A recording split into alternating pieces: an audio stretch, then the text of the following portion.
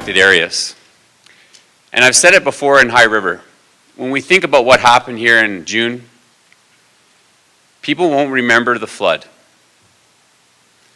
They won't remember the amount of basements that were dug out. They won't remember the damage. But I dare say what they will remember is how people came together to rebuild lives. And so you're a part of that today. And again, thank you for coming. I just, on another note, Minister Griffiths and Minister McQueen are two people. As you know, I'm a new associate minister, and I've watched them in my time in the legislature amongst other cabinet members and my colleagues. But these are two people that are very passionate about Alberta and certainly have helped me develop my leadership skills in terms of what I'm doing in High River and in my own constituency. And unfortunately, they couldn't be here today, but I know that they're watching and very concerned with the proceedings today. Right now, I'd like to ask Andre Corbeau, Chief Assistant Deputy Minister of the Alberta Flood Recovery Task Force, to the stage to say a few words.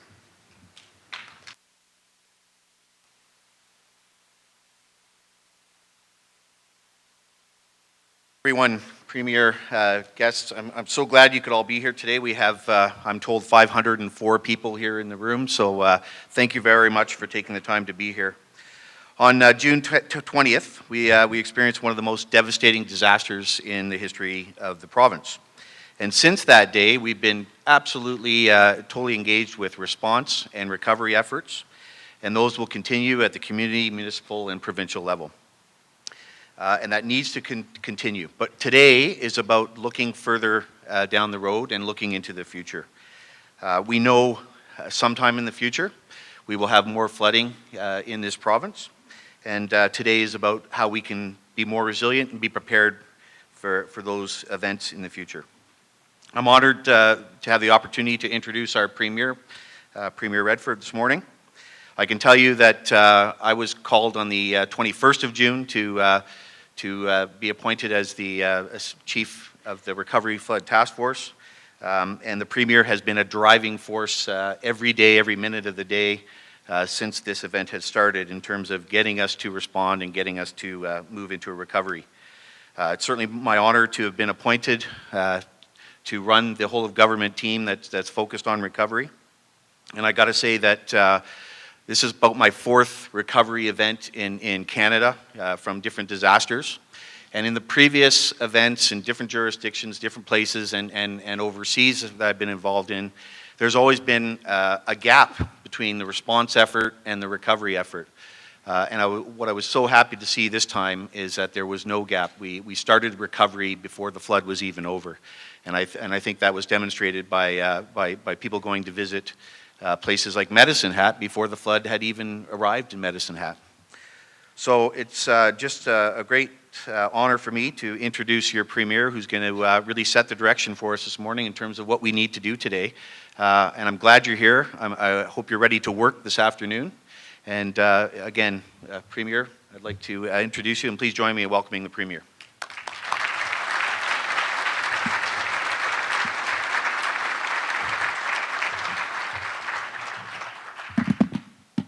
Well, good morning, everyone, and thank you so much for joining us today. Very often when I start my speech, as I say, it's a pleasure to be here, and I'll tell you today it's not. It's wonderful that you're all here together, and I thought an awful lot about today. And as I walked into this room and saw so many people who've been impacted in very personal ways by this catastrophe, I thank you all for being here and for showing leadership in your community, amongst your friends, in your neighborhoods, even as many of you were going through some of the worst experiences of your life. I want to take a moment and just thank Andre Corbeau. I had always heard of Andre Corbeau, and I knew what he had done before he'd come to the province of Alberta. But on the day after the flood incident, as we call it, this man walked into a room and I said to someone sitting next to me, "Who's that guy?" And certainly it was a great surprise and relief to me to know that Andre was part of the work that we were about to do to rebuild Alberta. You know, I think that very often when people take on jobs like this, they don't know what they're signing up for. But we are fortunate that Andre did know what he was signing up for, that he had been through flood experiences and certainly very difficult combat situations. And I say that not because that's about combat, but that's about how communities are impacted when their lives are disrupted. And one of the things that has been really encouraging for me and something that I've really appreciated about Andre is the fact that as we work through many of these challenges, and we've certainly had a lot of challenges, that he has understood that. And he certainly has been a guide for many of us and a bit of a touchstone as we move through experiences that we've never had before. So Andre, thank you very much. Thank you very much. And thank you for making Alberta your home. We're very, very fortunate. You know, I meet with our ministerial task force, our flood mitigation task force, and with Andre on a regular basis. And I know how hard everyone is working in your communities to deal with the circumstances that we faced after the flooding in June. And we know that this is not only the work of weeks or months, it's the work of years. And all of that work is happening at the same time. And I promise you, just as we have been, that we will continue to be there every step of the way. People often use the phrase that this is the new normal. That's sort of a catchphrase that we hear around the world and in different circumstances. It's certainly what we use to describe a life-changing event. And that is truly the experience that Albertans are having now, and for some experiencing for the first time in their life. And we have a new vocabulary, terms like floodway and flood fringe, acronyms like DRP that have become part of our everyday life. Who would have ever thought that the science of flood mapping was going to become a matter of broad public interest? And that's a good thing. It's unfortunate why we have to do it, but it's a good thing that we're talking about it here in this province. We even think about time differently, pre-flood, post-flood, and for Albertans, for many Albertans, for most Albertans, the two do not resemble each other. This was not an incident on a timeline that happened and then we went back to normal. This has fundamentally changed the way we think about each other, how we feel, who we are as Albertans, who we are as neighbors, and how we will work together as community leaders, as government representatives, and as levels of government to ensure that we're continuing to build this province in a way that will allow us all to have confidence in the future of Alberta. And many Albertans will remember 2013 truly as the year that life changed. As I said, not only for individuals, but for our province. Some things haven't changed at all, and we're very cognizant of that. One, of course, is just the raw power of Mother Nature. The flooding that struck Alberta this year reminded us all of the power and the startling brutality of water. Frankly, just as droughts have in previous years, and perhaps as we may see in years to come. We can't control what nature does, but we can control what we do and how we respond to that and how we are prepared for that. And we have to do that in a way where we boldly take on the challenge of water management and solutions that will reduce that risk. And that's what we're here to do today, and I thank you for being here, to explore the steps that we need to take to mitigate the frequency and the severity of flood damage in our communities, to improve our ability to respond quickly and effectively to flood emergencies, and to reduce the risk that is posed by future floods to life, to property, and also to taxpayers. Mitigation can mean many different things to different people, and one of the reasons that you are all here today, in present and online, is because you have ideas about what that mitigation needs to look like. And some may think of the steps that we've asked homeowners to take in flood fringes, like installing backflow valves and sealing openings around piping and wiring to prevent water seepage. I went to a friend's house in Elbow Park on Wednesday, and they finally got a concrete floor in their house. And they proudly showed me that they have 3 installed sump pumps. And I'll tell you, this isn't a big house. So we're thinking differently about what we do and how we do it. And others may think of the work that's already underway in High River, like scraping debris from the riverbed and the removal of the old CP train bridge. And some people many of you here will think of the bigger projects, the berms, the dams, and the reservoirs. And all of these steps and others are what is needed to be part of our long-term flood strategy. Because there is no one solution and there is no magic bullet. We need to think of this in terms of layers of readiness. There are steps that individual homeowners can take to protect their properties, and we want to empower homeowners to take those steps and make the choices that will continue to protect their homes and their families. And there are also actions that can be taken at the municipal level to mitigate flooding and to respond quickly when it occurs. And there are also the big projects on the waterways everywhere in Alberta that we need to look at. All of these things need to be part of a comprehensive flood mitigation strategy that will involve many partners: people, families, municipalities, and government. We need to work together, each within our areas of responsibility, drawing on our areas of expertise and our local knowledge and historic knowledge. We need to use the knowledge that's in this room and in our communities to inform our strategy. Some communities have taken what proved to be very effective flood mitigation measures, and we need to apply those lessons that are learned to other communities. And we also need to look at our emergency preparedness systems and our practices to make sure that they are constantly improving. If we think of Alberta, we've certainly had difficult experiences. Slave Lake was a terrible disaster for Alberta, but we learned from it, and we will learn from this as well. We need to continue to be creative, innovative, and responsive. Our provincial government is working with municipalities, and we're moving as quickly as we can to study the available options for flood mitigation so that we can put in place the most effective ones that will keep Albertans safe. Now, there will be a lot of ideas on the table today, and I know that in the last 100 and so days, 105, 106, 107 days, that many people have had ideas that I've certainly talked to you about, and you've talked to many people about, and you've talked to each other about. And at the end of the day, when we come through this, we will have good ideas that will allow us to move forward with medium and long-term mitigation plans based on layers of readiness. Can we put a dam on every affected river within the next few months? Of course not. But since 2007, the Government of Alberta has invested over $82 million in flood mitigation projects.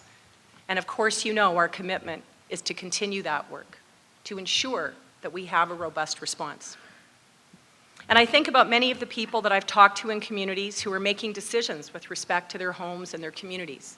And one of the things that everyone said is, as we make our decisions, we want to know what's happening at the municipal government level and the provincial government level to put in place those larger projects so that we can have confidence in where we live and in our communities.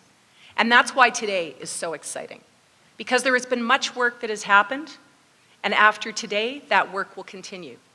And the path will become clearer every day. Some of the projects we've already started in Drumheller and Medicine Hat. And we'll keep making improvements with the help of outside experts and Albertans themselves. That's why we're consulting with communities, and that's why we're here today for this symposium, because there is a wealth of local knowledge and hard-won expertise. And when we have the answers that we need, we will make those choices and we will act quickly. Our government is engaging with a broad circle of advisors, including the Advisory Panel on Community Flood Mitigation, with Alan Markin sitting in the front row. Hello. I remember meeting with Alan just very shortly after the incident. And we weren't actually meeting to talk about this. And I asked him how he was doing and how his home was, how his family was. And immediately he started talking about what we needed to do next. And I said, well, then let's do it together. Because we know that there are people in our community that are driven to be part of making a public contribution. And the best thing that we can do is exactly what we're doing now, which is working together to ensure that as we move forward, that it all fits, that it's constructive, and that we all have confidence that all ideas have been considered and taken into account. So I'm very excited about this.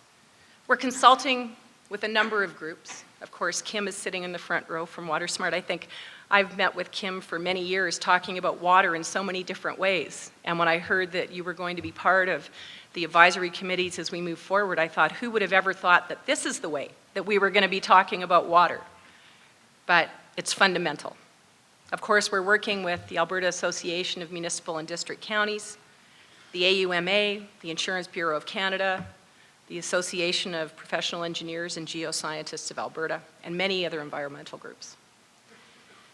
And today you will get to hear about some of those ideas that are already starting to be built, and some of those that we'll be able to work on after today.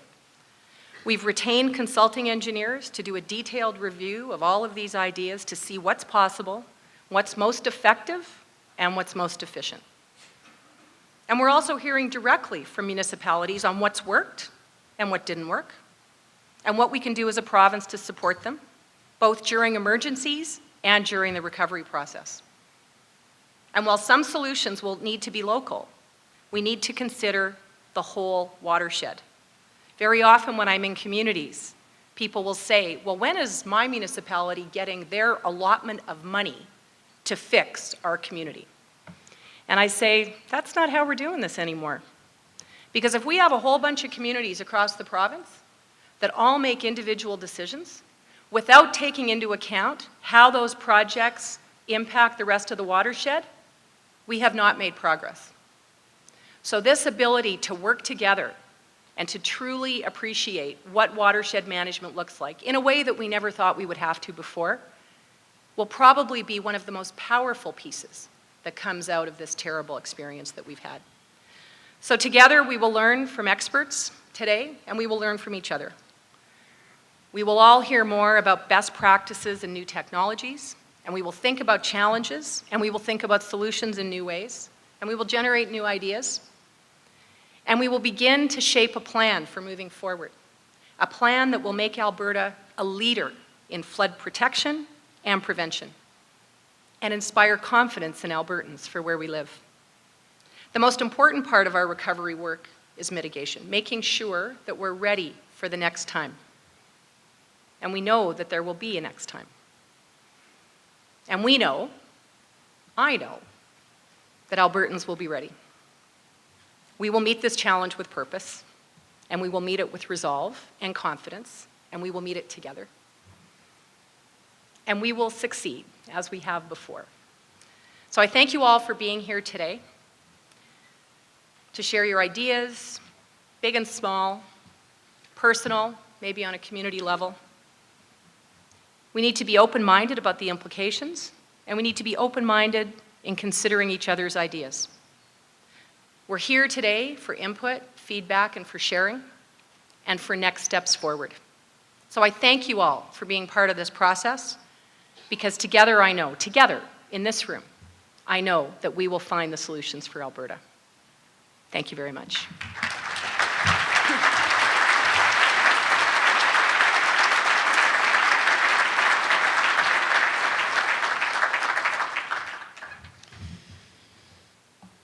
You know, it's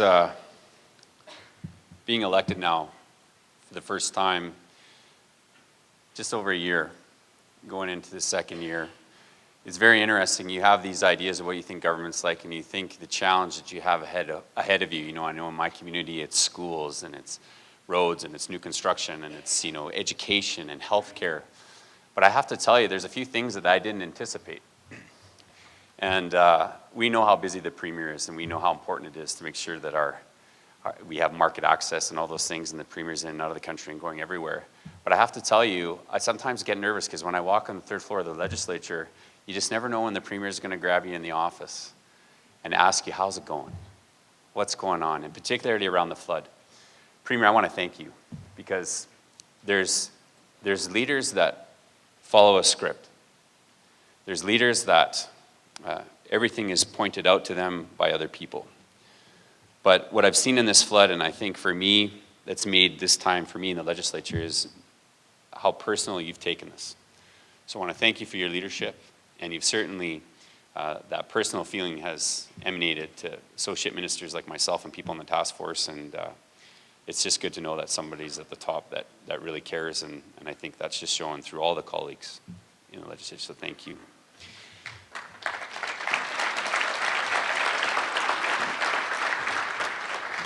You know, you should have seen the look when people said, "Who's emceeing today?" And they said, "Rick Fraser." They're like, "Oh no." They're like, whose idea was it to give this guy even 3 minutes on the mic? Because he can talk forever and ever. But I'll try to keep on time. That's the task today. So, you know, and when we think about those personal things, and we think about national treasures, certainly our Canadian military is one of those things. When we think about the people that have defended this nation in places like Afghanistan, Iraq, and in Serbia, and all around the world, and certainly defending our borders, those national treasures, we're very fortunate in Alberta to have them work for the Alberta government. Andre Corbo was one of them, and I'd like to mention another guy, Shane Schreiber. He was right with me during those times in High River where things were going, you know, when they were very critical. But, you know, these are the people that have come to work for government, and we've been able to use their expertise, and, you know, that would be the first thing when I think of Andre, right off the top of my head, is his service to this nation. So thank you for that, but further to that, your time in transportation, and certainly, you know, on the task force, you're showing strong leadership, and again, I thank you, and if you could come and give us an update provincially, that would be great.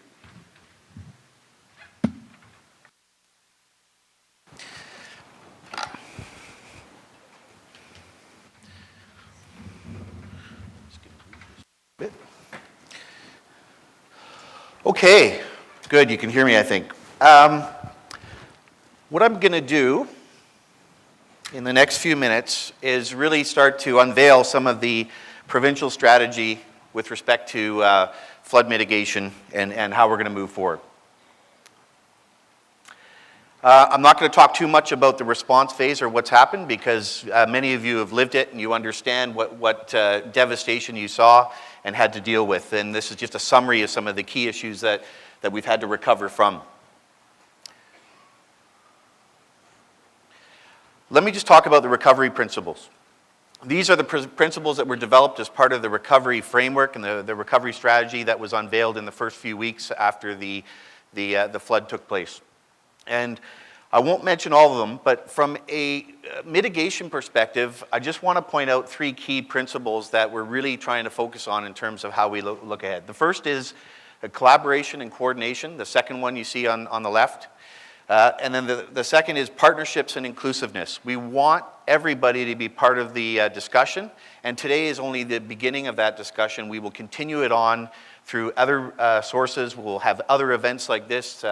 Water Portal is going to help keep that discussion going along, and we want the experts, the municipalities, those affected by the floods, to be involved in the process as we move forward. So we really are genuine about wanting inclusiveness and partnerships to move ahead. And then I want to talk about resiliency, and the Premier laid it out well, these layers of readiness. We have to be resilient in several different areas. It's not just one solution to flood mitigation. Okay, I hope that you're familiar with the recovery elements of our recovery framework. This was released again a couple of weeks after the flood took place. And we are not just focused on reconstruction, the physical reconstruction, which is a key point of the recovery, but we're also focused on people. And people have a say in what needs to be done, and people have lots of different views, and we want to make sure we hear all those views. And much like the entire recovery, when we look at mitigation, there's a piece of mitigation that covers each of these four elements of our recovery framework. Yes, we need to construct something. Yes, we need to be more resilient from a physical perspective. But we also need to make sure that what we do from a mitigation perspective helps the economy and supports the economy and doesn't do harm to the economy. We also want to make sure that what we do is helpful to the environment and takes into account what we need to do from an environmental perspective. And then finally, we want to take care of people. People are affected by what we might do from a mitigation perspective, and we want to know that they're affected in a positive way. Okay, here are some of the purposes and principles of the framework for flood mitigation. We are seeking to increase preparedness, protection, and resilience. We know there are going to be floods that come in the future. We want to be ready for them. We want to be prepared for them. And we want to increase our preparedness, our protection, our resilience. We want to reduce the risk to people, property, the economy, and everything that we saw impacted in a negative way. We also need to clarify this misnomer about the 1 in 100 year standard. And I know I'm preaching to the converted, many of you in the room who understand what 1 in 100 year standard means. And we all know that it does not mean that once we have a flood, it'll be 100 years before the next flood. We know that every year we will have a 1% chance of flooding based on that standard, and we want to make sure Albertans understand that. And so we are going to work through this and continue to communicate that and what that means from a standard perspective. We want to assess, select, coordinate, and implement mitigation measures and policies. We want to evaluate those policies based on risk. We want to evaluate those policies and what we do based on scientific and engineering assessment. And we want to evaluate them from a social, environmental, and a cost-benefit ratio. We don't want to waste money as we develop our mitigation efforts. And we know there will be more flooding, but we can be much better prepared for it, and that's what today is about. Okay, this framework of flood mitigation is going to be discussed in greater detail today, so I won't review it in great detail now. But what I want to point out is many people are asking, well, how do we get involved in the discussion? And essentially what you see on the left-hand side of this chart is the first step, which is flood mapping and hazard assessment, which we are doing now. The second step is mitigation ideas, project concepts submitted. That's where we are now. The start of our mitigation strategy is not to do another study. It's to start engineering and taking concepts and turning it into actual projects. So we're at that second box now. And what we're asking for is your input, your coordination, your cooperation now. And then when we get to the detailed designs later on and we go through the processes of public consultation and environmental reviews, there will be more input as well. But we want everybody's ideas now early on in the process. There are 7 key elements to our mitigation plan and strategy. The first key element is that it's about overall watershed management. We are not just focused on floods, we are focused on flooding, water supply, making sure we're ready for drought just as much as we're ready for floods. And so it's the overall watershed management. The second element is making sure that we can predict and model what might happen. So we're looking extensively at flood modeling, prediction, and warning systems. How do we get more notice to people that the flood is coming or there's going to be impacts? How do we give them more time to be personally prepared to deal with floods? The third element is flood risk management policies, and many of these have been announced and put into place already. But essentially, we do not want a bunch of properties in the middle of the floodway. We want to protect the integrity of that floodway so that it can do what it's meant to do, which is to allow the floodwaters to go through and not to hurt property, the economy, or people. We want to focus on water management and mitigation infrastructure, and you'll hear lots of ideas today about actual infrastructure pieces that we can put in place, and perhaps pieces that exist from an infrastructure perspective can be used in better ways. Erosion control. Many of the municipalities will be aware of the erosion control program that has been funded, and we have money going through that right now, and we've made decisions. We've invested another $116 million this year just to get some of the erosion control parts in municipalities to increase our resilience. And then local mitigation initiatives by municipality. We want to make sure that municipalities have a say, have a plan, lead in their municipalities in terms of what kind of mitigation has to happen. And we're already working closely with High River, Medicine Hat, and others that were affected by this flood so that we can understand what the municipal mitigation plan is so that we can better support it and better enable it from a provincial perspective.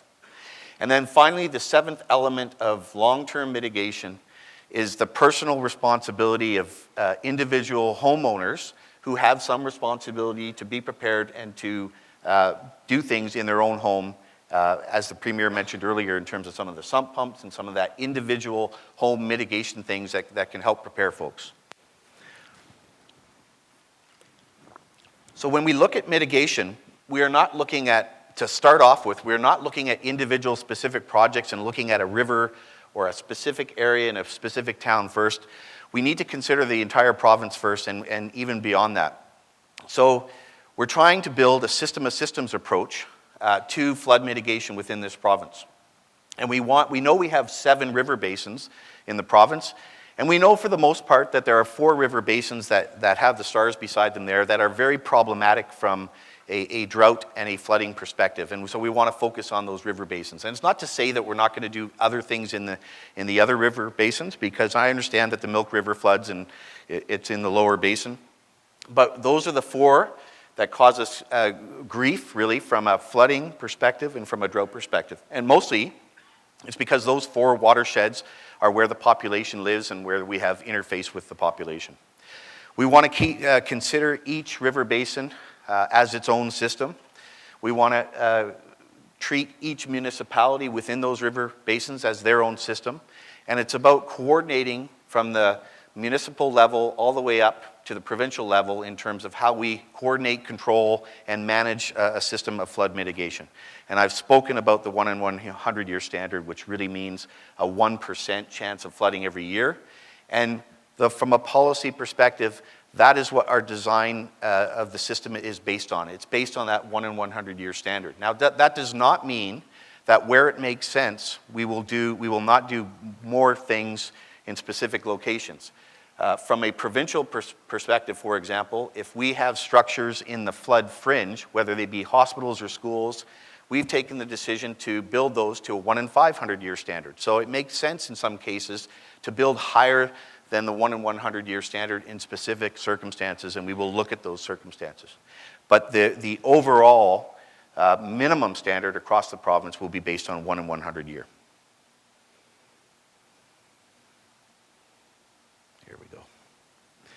Okay, so just let me talk a bit about the flood modeling, prediction, and warning systems. This post-flood assessment is underway now. ESRD is taking the lead on that. We've got contractors working, trying to figure out what happened. As many of you know, a lot of the gauges were blown out, so it's going to have to be reverse engineered in many ways to determine the specifics of what happened. We are working to incorporate best practices and technologies. We're looking out beyond our own borders and jurisdictions and talking to others. I've linked up with my counterpart in Colorado, and as many of you will know, the events that took place in Colorado recently are very similar to the events that took place here in June. And so we're working with them to figure out, and I'll work as a team and figure out if there are better ways of doing things. We have already started to update the flood hazard mapping. We've invested another $8.7 million. We've stepped up flood mapping 4 or 5-fold than what we would normally do to really get to the issue. But that's going to take some time to do. In many ways, the rivers have changed, and we won't know until next spring what those new river courses look like. And so it's going to take a bit of time to do that, but we are working on it now. These are some of the policies that have been announced, identified, and put into place. We are trying to remove obstacles from the floodway so that floodway can be used to flow water. We are looking to restrict future development in floodways. So when we look at the urban growth and developing new neighborhoods and towns, we want to make sure we don't build new neighborhoods in floodways. And then we've talked about the minimum individual mitigation measures that are required for households as we move ahead. Erosion control. Like I said, there's about $116 million that has been approved for erosion control in accordance with the erosion control program that is run by ESRD. We are already working with communities like Canmore, Calgary, and others to figure out what their priorities are from an erosion control perspective, and we know that will help with some of the protection and flood mitigation in the future.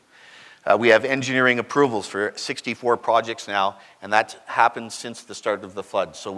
So when people ask me, when are you going to start the long-term mitigation? My answer is we started like 2 months ago. We are into it now, and we're going to design the system as we move ahead and do it concurrently.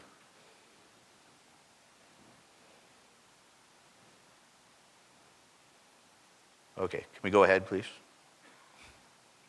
There. In terms of local mitigation measures, activities that are underway already. From an emergency preparedness perspective, we are working with communities to figure out how we can resupply some of their stocks for next spring. So Medicine Hat, for example, used their supplies for readiness, for flood readiness, very effectively during this flood to prevent and limit damage. And what we're trying to do is resupply them with some of their those things, and we're talking to all the other communities about what types of pumps, sandbags, systems they need in place to protect for future events. We've done the scraping of the Highwood River. We have commenced the demolition of the CP rail bridge in High River that will increase the flow of that channel. And we are working with the town of High River to confirm the diking and berm requirements for future protection of that town. We've got the formal proposal from Medicine Hat that we're dealing with now in terms of how we can make them more resilient from a flood perspective, and we're working with Calgary and other communities, and they're all in different stages of development, but we are working through specific plans based on that community input. In terms of water management and mitigation, it's really the full range of measures that are being evaluated. It's the operational, the natural systems, the new and existing infrastructures, consideration of land use impacts and land development and what those policies have to do with water and flood prevention. We have a Government of Alberta mitigation team that's led by Kathy Maniego, our Executive Director for Alberta Mitigation, Flood Mitigation. And we have experts, as the Premier mentioned, from WaterSmart, the River Councils, the PEGA, the Insurance Bureau of Canada, TransAlta, and I'm getting more and more experts and advisors to support and look at what we're doing and provide us comments.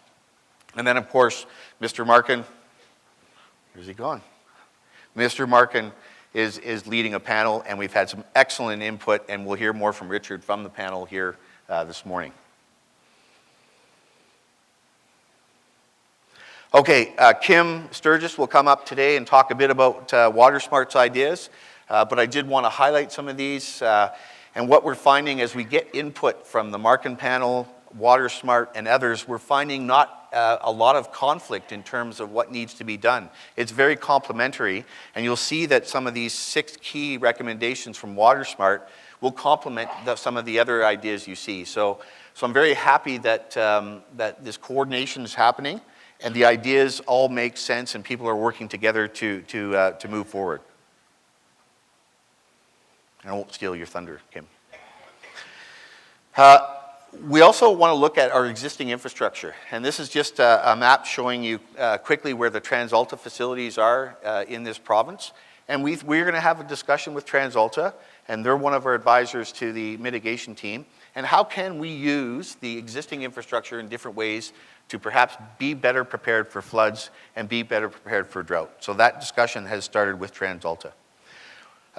Here are some of the ideas from a long-term infrastructure perspective. Many of the experts in the room will understand that we would strive and want to have natural detention sites to hold that water in flood times, whether they be swamps or wetlands. And it's great to have those natural detention sites, but given the geography of the eastern slopes in Alberta, it's not always possible to have natural detention sites. So we are indeed looking at potential ideas where we would have man-made detention sites. And these detention sites are meant to allow water to flow naturally in normal times, 99% of the year, and allow fish to move up those streams in a very natural way.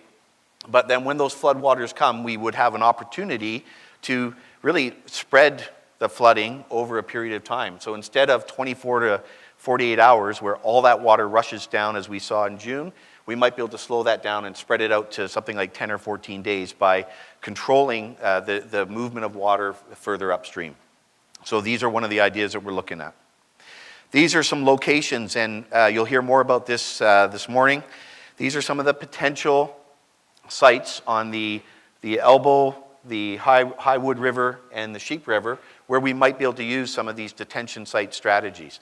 Now, we have to investigate, we have to get the details, but the concept is sound, and we want to further turn that into design in a very short period of time.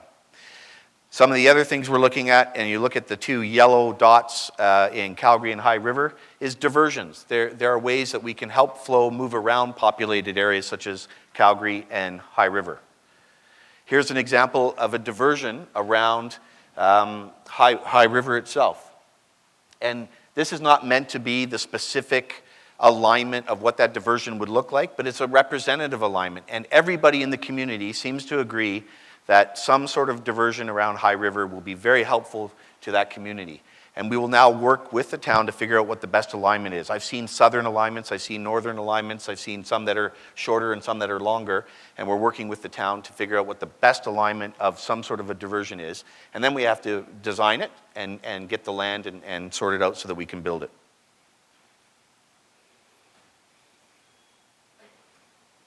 Can we go next, please? There. I just wanted to provide a current status of the advisory panel that has helped us come up with some of these ideas. We've identified a number of these detention sites, and you'll hear a more detailed briefing on that today. We've had preliminary discussion on these concepts with the stakeholders, whether they be the City of Calgary, the Bow River Basin Council, AAMDC, and we're continuing to have those discussions. I met with Trouts Unlimited yesterday, and so we're trying to expand and open that discussion as we move very quickly through this process. We have put out an RFP, and we have hired 2 consulting engineers to help turn these concepts and ideas into actual engineering. And I want to make sure that you understand that of the 7 elements that we presented and we're going forward with, you don't see start another study about floodproofing. We are not starting with more studies. We are starting with taking these ideas and concepts from the many studies we have and turning it into design and action. So it's not about talking about it, it's about turning it into action and using all that good work that's been done, but not having to repeat it all. And so the panel has been outstanding in terms of pushing us into action, making sure we're held accountable, and we're honest in terms of how quickly we can do things. And so I appreciate that support and that push. And Alan's calling me every day to make sure I'm going as fast as I can. And I love that kind of pressure. I got that kind of pressure in the Army, and it's good. It keeps you focused on what you're doing. Having said that, we are also going to be responsible too. We are going to do this. There are regulatory requirements. And if you put a normal project such as a dam or a berm into a regulatory approval process and you stick it in with a mix of everything else, it generally takes about 72 weeks to go through that process because of all the steps that have to take place. So as we move forward with this priority, we're not going to take 72 weeks. We're going to try to reduce that time to the minimum amount possible. And the way we're doing that is not by skipping steps or being irresponsible, but we're going to put this at the top of everyone's pile. It's a number 1 priority. We're going to work consecutively, do a lot of concurrent activity to get these things done. But we are going to be aware of the environment. We are going to follow our own provincial and federal laws and make sure we do it in a responsible way. And we're completely aware of the Water Act, the Historical Resources Act, the Public Lands Act, and all those things we need to do. But we don't have to do them consecutively. We can do them together with a whole bunch of concurrent activity to reduce the overall time required to do these things. So the principles of the accelerated review process are that we don't do one step followed by the next step. We do concurrent activity, and you can see there's a chart on the bottom right there that you probably can't read, but it just shows you that we're trying to do a lot of concurrent activity. We want robust and meaningful consultation with First Nations, municipalities, stakeholders, the public, intergovernmental and technical and professionals. And we're going to do that using venues like this and other means such as Water Portal to have that discussion. Some of the additional considerations that we're working through is the scope and scale. Some of the facilities that we're talking about can range in height from 30 to 50 meters. The length is an issue. We want to do a risk management. We're going to make sure that anything we do build follows the safety parameters for dams, berms, or whatever we have to build. We are working through the feasibility and the constructability of these facilities and how they can be done, how quickly they can be done, and how we can use that concurrent activity to do it faster. And then finally, the ownership and control. Once we build this flood mitigation system of systems, we have to make sure that everybody understands how it works. And I know there's been great coordination in this past event and other events through different folks that are involved in the water community. but we've got to make sure the accountability, the command and control, if you will, of the system is absolutely clear to everybody so that when we get to a flood event or we're preparing for a flood event, we know who is responsible for making what decisions, and we're making sure we have that cross-coordination. Now, this in my mind is about reinforcing success because I think it does work very well in the province now, but it's about reinforcing that success and making it more structured. So next steps. We are aggressively pursuing opportunities to increase our preparedness for the spring. And as the Premier mentioned, we may not have all of this built by next spring, but we will definitely have resources in place to help prepare communities for next spring in the event of another flood. And some of that is about those readiness pieces, those sandbagging and pumps and having those pieces of equipment ready to go and stockpiled and closely at hand. As we move forward, we've finalized the flood mitigation framework. We want Albertans to know how they can input into that framework and feed the discussion and get ideas to us.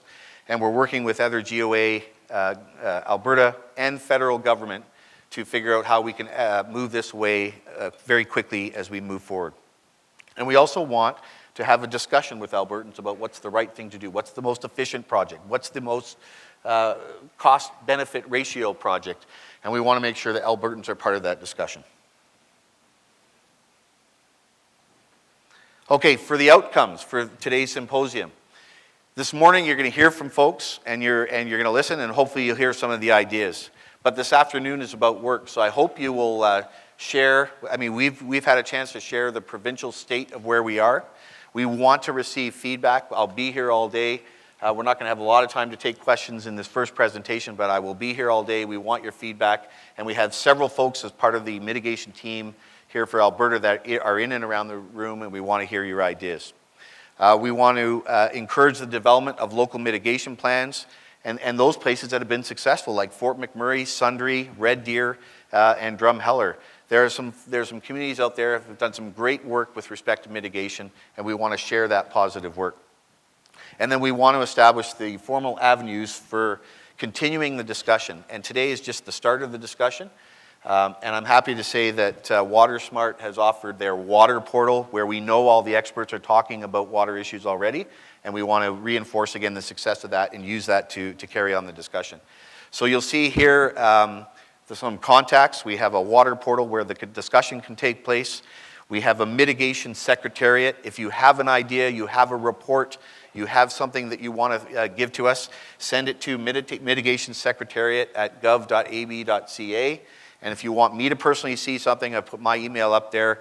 And I've also put Kathy Manniego's email, who is our executive director for flood mitigation. So we want to hear your ideas. We've already received hundreds of plans, ideas, and it's been great to work through those. So thank you very much. Do we have time for a question? I will take one or two questions. If people have it. We don't. I'm getting the nod that we don't. So thank you very much for your attention. I hope that's been helpful in terms of describing the way forward, and we look forward to the discussion today. Thanks.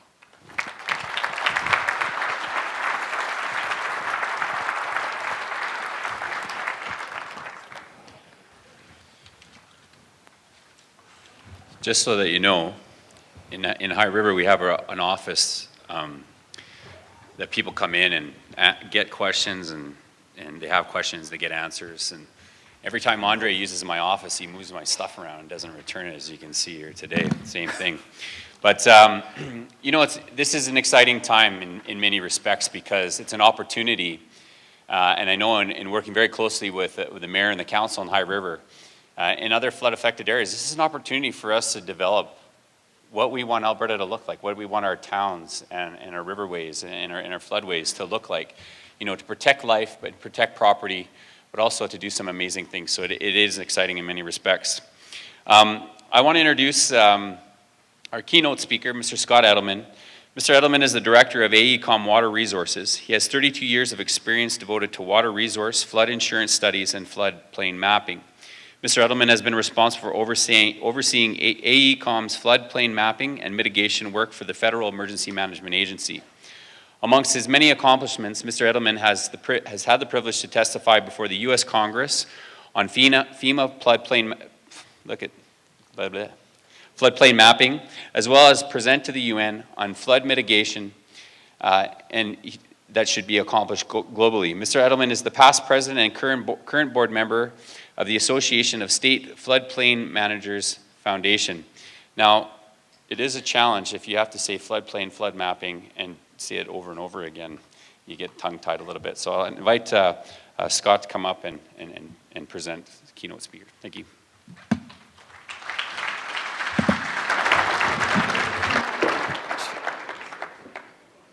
I just broke it. I needed Andre here to move this for me. Okay, so thank you very much for inviting me to be here today. A little opening remarks. I'll get the clicker. Next. Okay, next. I work for AECOM. AECOM by ENR is the largest engineering firm in the world, and my role in AECOM is looking after water resources globally. So in that role, I've seen disasters all across the globe. And what I want to try to do today, next slide, is bring that experience of what others have done so that you can think of what you want to do going forward. I do have to say at the very beginning that of all the disasters I've seen across the world, Alberta is ranking in the top 10% of how you're reacting to the flood. I am not seeing blame.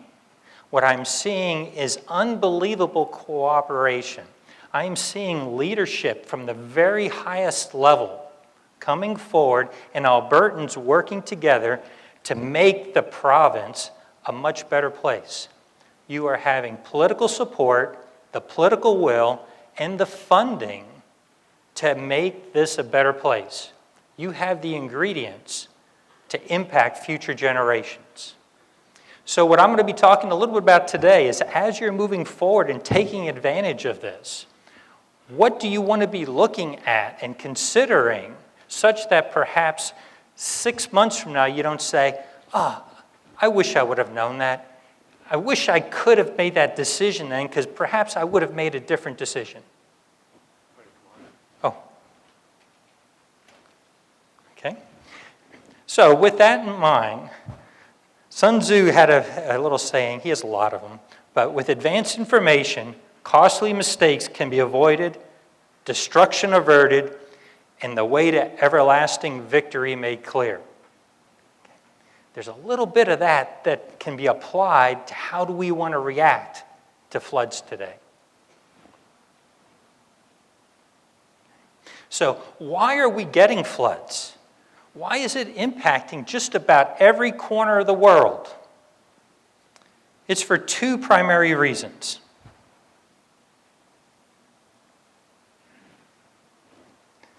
Population growth and climate change.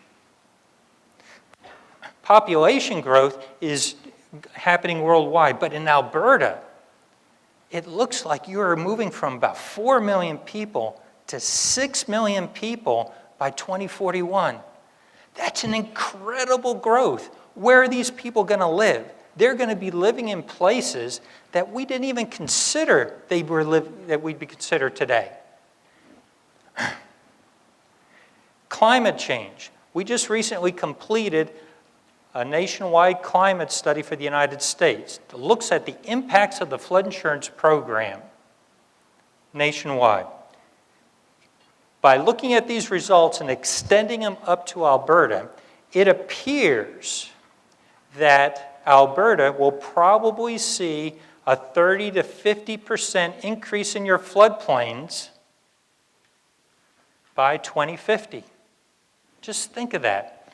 Just climate change, your floodplains are getting bigger, and you have all this new population growth that's impacting where people live, your impervious surfaces, which add more to flooding. These two factors we need to take into account as we're doing our future work. So as we're coming through the disaster, how do we want to deal with it? Well, a lot of things are happening simultaneously, as was previously said. But we typically need to identify the risk, assess the risk, communicate the risk, and then mitigate the risk. Risk identification has pretty much been, what are your flood maps? And here's some examples of what's on the website for some of the existing flooding right now. This provides the basis for decisions. But we need to communicate this to people. Does the general public really understand what those maps? Do we need to give them other tools to look at so that they can make the right decisions? How do we visualize this so we personalize it, so they actually take into account that self-responsibility that we want to breed? And then we're going to have mitigation. What do we need to do? How do we want to flood-proof some of the homes? What kind of projects do we want to put in place? So what is the real cost with all this? What we would like to do first is divide the problem perhaps into two buckets. The first bucket is what happens with all the new construction? And then the second bucket deals with what do we do with all the existing infrastructure, the grandfathered, to speak it, investment that we have. On the very low end, if you can plan for something before it's built, your benefit cost is easily 5 to 7 to 1. Just think about this. If you build a home at the right elevation, it's one cost. But if you have to come back and raise it or flood-proof it, it is a lot more costly to do it. So what we need to do is, you've all heard the saying, when you're digging a hole, okay, and you realize this isn't where you want the hole, you have to stop digging the hole. Okay? So what we want to do with the planning is, as new construction goes forward, what standards do you want those new constructions to work with? Do you want them to work with what we know the flood is today, or do we want to know what it's in 2050 or 2100? What happens if that elevation rises a half a meter or a meter? Do you want to be telling the homeowner, this is your building permit and where you should build to, or should we be at least giving them information in the future? These are the types of conversations that you can have now. What is the future that you want to see Alberta, and how do you want to protect it going to the future? There's something in the literature that we call the illogical hydrologic cycle. And this isn't unique to Alberta. This is everywhere in the world. Basically what happens is you have a flood, and then you have panic. A lot of activity goes back and forth. Then there's planning that's done, and then a year or two had gone by, and people's memories fade, and all of a sudden there's needs for hospitals or schools, or we need some more investment in the police or fire department, so it gets delayed until the next big flood. Okay. What's important here is to know that this occurs. And right now, you have the political will to do something if you choose to take advantage of it. Okay? You can break this cycle. And you can break the cycle not only for the southern Alberta, but for all of Alberta if you'd want. One of the nice little Gilbert cartoons. Our disaster recovery plan goes something like this. Help. Someday we hope to have a budget. Okay? So we don't want to just do plans. What we want to be working towards is actually getting things done. Okay? So how should we really building take place? The questions that we need to ask is, what level of protection do we want to provide? The same for all? You heard earlier that potentially we have hospitals and schools that should be held to a higher standard. Is that high enough? Should it include future conditions? Okay. Are you satisfied with just rebuilding today, knowing that the elevations are more than likely going to increase going out into the future? And if so, what part in the future? Is it 2100? Is it 2050? What time frame? Should freeboard be included or expanded upon? So if you're given an elevation, should we put a factor of safety on vertically as we go and do new building projects? And should the setbacks and the floodways be expanded? On that particular point, there's lots of streams that don't even have a delineated floodplain. So all these new people coming in that are building homes, we should probably be giving them some guidance on where to build.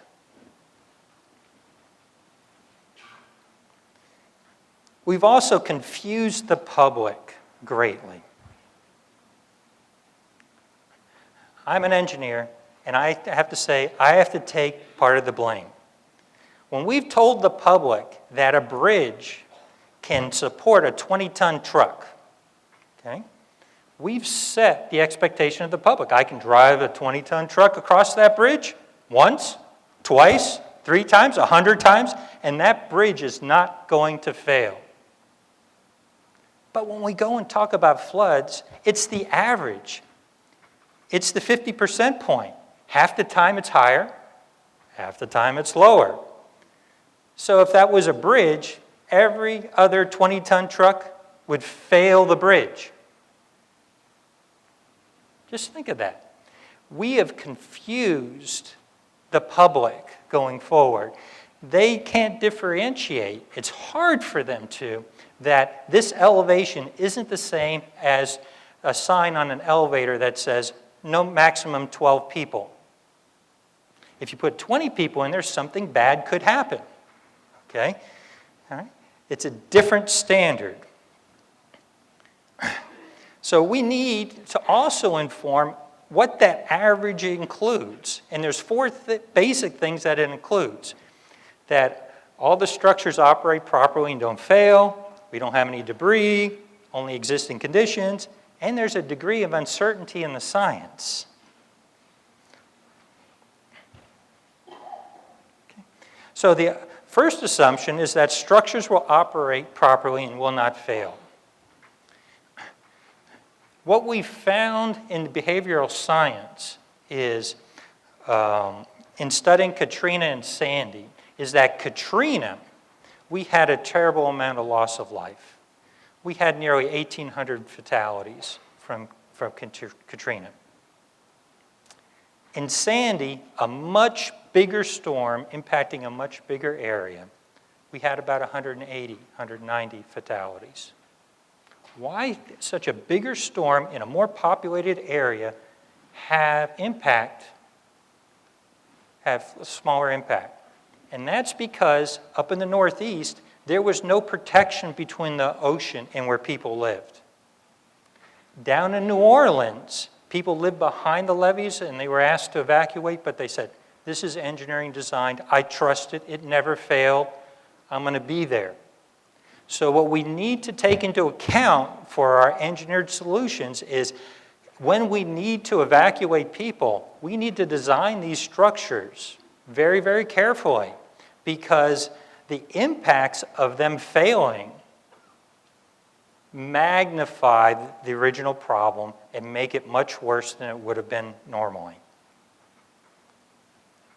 Second is it assumes that there's no debris. All the bridges in the models, the culverts, the dams, assumed that there's no trees, there's no mobile homes, there's no houses, there's no boulders, there's no sediment that will come and clog it up the openings. Okay? What we need to be looking at is this what we want to be transmitting to the public? And if so, how do we do it? If you're living upstream of a road and you say, well, this is the elevation where it needs to be, and you're looking and you see the top of the road that's higher than your first floor, well, maybe you want to build it up a little higher so if that gets clogged, there's a path of water going around.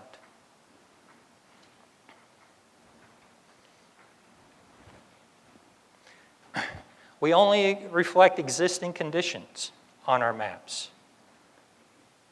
Do you want, as a community, to look towards what is it going to be in 2040, 2050, 2060, 2100? Within your watersheds, there are sub-watersheds. The smaller the watershed, the more the development impact can be, such that we've seen watersheds where the discharge has doubled and tripled in some small watersheds because of how it gets developed.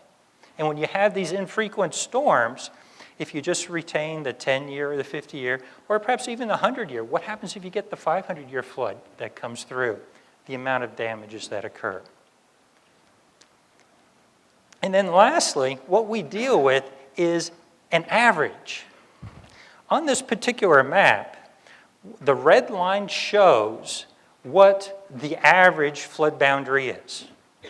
Now, it's all based on statistics, okay? There's two parts of the work that we do. Something is called hydrology. That's about how much rain comes down. And then there's something called hydraulics. Given that much water, how deep is it going to be?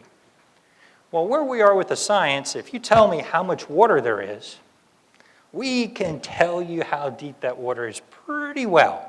The science is such that that can be very, very precise. But the problem is, how much water are we going to get? And the two lines here show what the 5% and 95% confidence limits are for this boundary. 5% in this particular case dropped the water surface elevation 7 feet vertically. The top one increased it 5 feet vertically. Okay? But we're telling people to build to the average. In looking at one of the gauges near Calgary, okay, this is a scale that shows discharge of meters per second versus year. On the far right is the June 2013 event. Statistics are what's used to come up with how do you take this data and predict things out? It's really not engineering, it's statistics. Engineering would then apply a factor of safety on top of this. Engineering then would go forward and what is it safe to go forward? But this is just statistics. So when you run the statistics, basically you get the average discharge, but then the dashed line below and the dashed line above shows what is that 5% and 95% lines. Now, if I was building an airplane and taking you across to Europe, okay, and I'm your engineer, do you want me to design that airplane for that average line? No. You would want me to take the top line, and then we put a factor of safety on top of that. Okay? What we are communicating to the people for risk either needs to change so they understand these underlying assumptions, or we need to adopt a different type of standard. Also, people really don't understand flooding unless you've lived through it. Many of the people in this room have lived through it. But if you're talking to a person who's never lived through a flood, their understanding of a flood is, well, my bathtub overflowed a lot. It's swimming pool water. That's what the general perception of flooding is, unless you've lived through it. This, as we all know, is what flooding is. It's the mud. It's the chemicals. It's the animal carcasses. It's the smell. It's the waste that really makes the cleanup very, very difficult. We need to communicate to people this type of risk clearly so that then the public can make the right decision.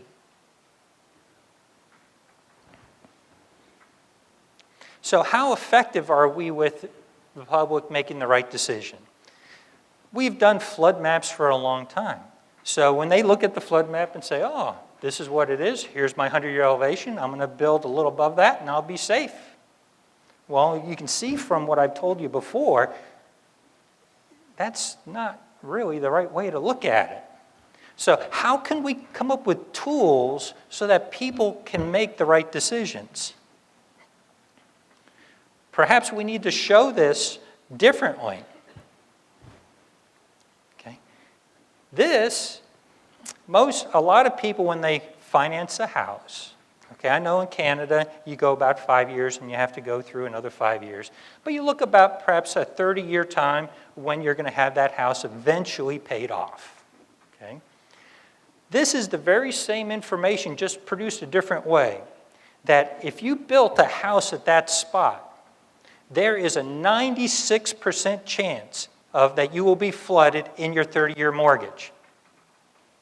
Now, is this a better tool to show the public? Would they make a different decision? That's a 96% chance if they built right on the floodplain. Now, if you increase that elevation, that risk goes down tremendously. Okay? So how do we want to help guide the people so we can impact future behavior? So what's the path for success?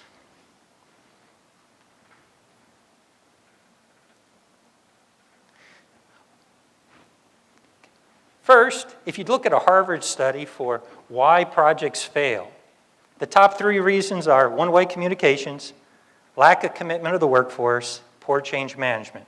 Next. If you take a look at what projects succeed, it's ensuring top sponsorship, treating people fairly, transparency, so that you know that this project wasn't selected for some other reason, but it was done in a fair manner. Involving the employees, quality communications. We have to involve the public. When I'm reviewing what Alberta is doing right now, you are following the top success margins. You are going to be successful. So we got to involve people, technology, and process. Your likely scenarios are going to be resist, reinforce, restrict, and retreat. Resist, levees, dams, berms. Reinforce, floodproofing, flood raising. Restricting, your building codes. And retreating, where it's just you can't do anything, doing buyouts, and then letting that natural course be preserved. Okay? So the roadmap to recovery is basically in 3 phases: the respond, the short-term recovery, and the long-term. So with mitigation planning, you're going to have to be looking, obviously, at property protection. But it's not just property protection. It's natural resource protection as well. Okay? We have to protect the natural resources at the same time. And this is going to result in some structured engineered projects. Okay? And we're going to be able to correct some of the mistakes in the past. On the left side shows a channelized stream where homes were built very close to the stream. Through a voluntary buyout program, okay, those homes were then raised and the natural stream course was put back and a park was put in its place. We have to involve public education. And we have to take advantage of what can we do better next time when the next flood occurs. So what makes a good mitigation plan? I love this quote from Dwight Eisenhower. Plans are worthless, but planning is essential. What we need to do is not, the end result is not a plan sitting on the shelf, but actually getting action going forward. New development, what you're doing with your existing inventory. This is where the science is coming on basically in the planning process of how to use the planning process of involving the public and local committees to actually get actions done. The planning process, you have to involve the public, and it's not easy to do so, okay? You have to reach out in multiple ways. You have to be very, very creative. We use road signs, okay? 2 weeks ago, we were at Lake Okeechobee and had 5 open house meetings. At each one of the 5 open house meetings, we had 400 people come. 400 people come, okay? And had different stations set up because everything is personal to them. Surveys have shown that for the people who live in the floodplain, when they're asked the question, is your community at flood risk? Yes. Are you at flood risk? No. Okay? So it's all personal. So what we do have to do at these workshops is bring it down to the individual person. What can you do? Just putting a notice in a back section of a newspaper just doesn't get the point across. We have to send flyers home with the kids at school, put it in the utility bills, use the social media to get the word out. And by looking at the people attending today, the word is getting out, and you are doing the right thing. We have to involve the media. The media plays a very, very special role. Citizen advisory groups, the local stakeholders. We have to be inclusive to be transparent. We have to do our risk assessments such that people know that the direction going forward is right. There are programs like HAZIS that can be used to quantify what happens during a disaster. You can look at the amount of debris that's generated, the economic loss, and this can be applied to projects. Okay, next. Okay, such that the one on the left is an undersized culvert, the one on the right is replaced by a bridge. In this particular case, the economic loss when a flood comes was $5.5 million on the left, and now $3.5 million on the right. Right? There are tools that we can look at and evaluate how effective different alternatives are. And we need to do that to build the public trust. We need to take a look at where are we vulnerable. This is an existing flood map for one of the communities. Every one of those red dots represents a home that was destroyed, had damage greater than 50% of its value.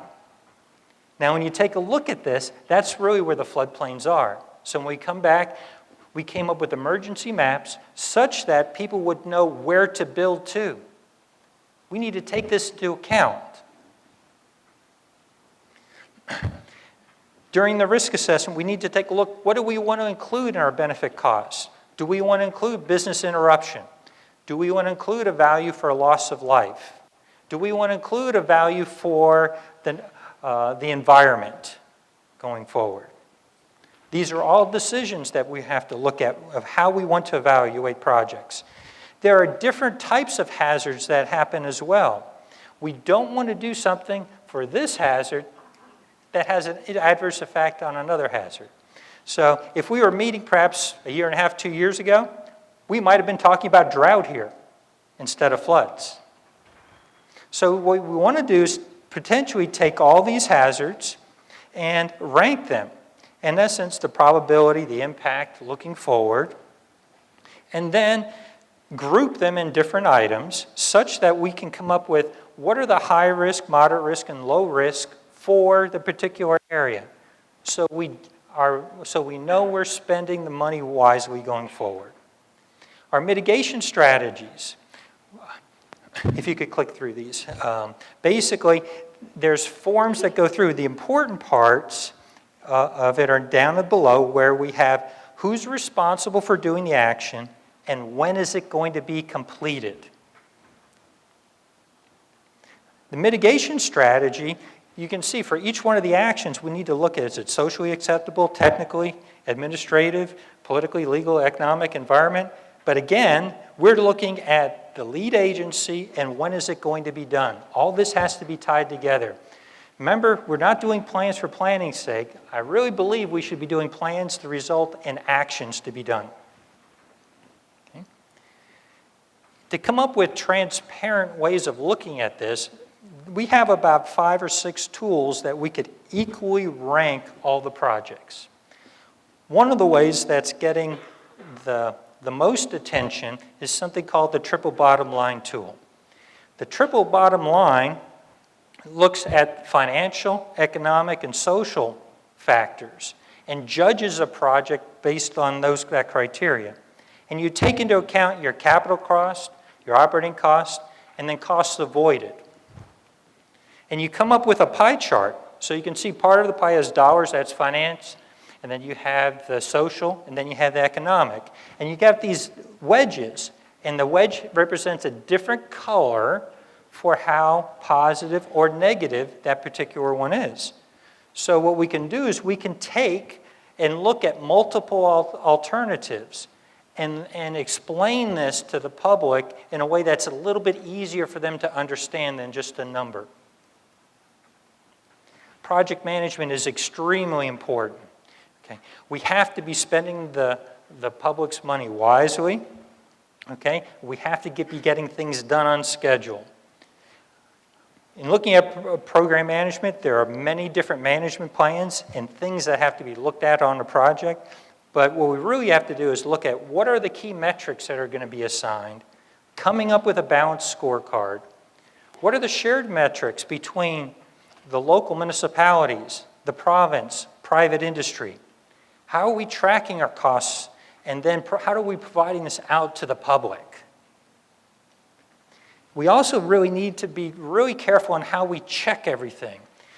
We want to make sure that the checks are done by senior technical people such that you are getting the right answer coming out. This does not have to take a lot of time. It's just have to be done and make sure it's just not an afterthought. And you have to provide your lessons learned. You can't be afraid just because you made one decision a year ago that if all of a sudden the science is better, 18 months from now, you can't be afraid to change your mind. As the science improves, as our understanding improves, we need to be flexible, and we don't need to punish past decisions. They were done based on the best information at the time. And if better information becomes available, we need to be flexible and move on.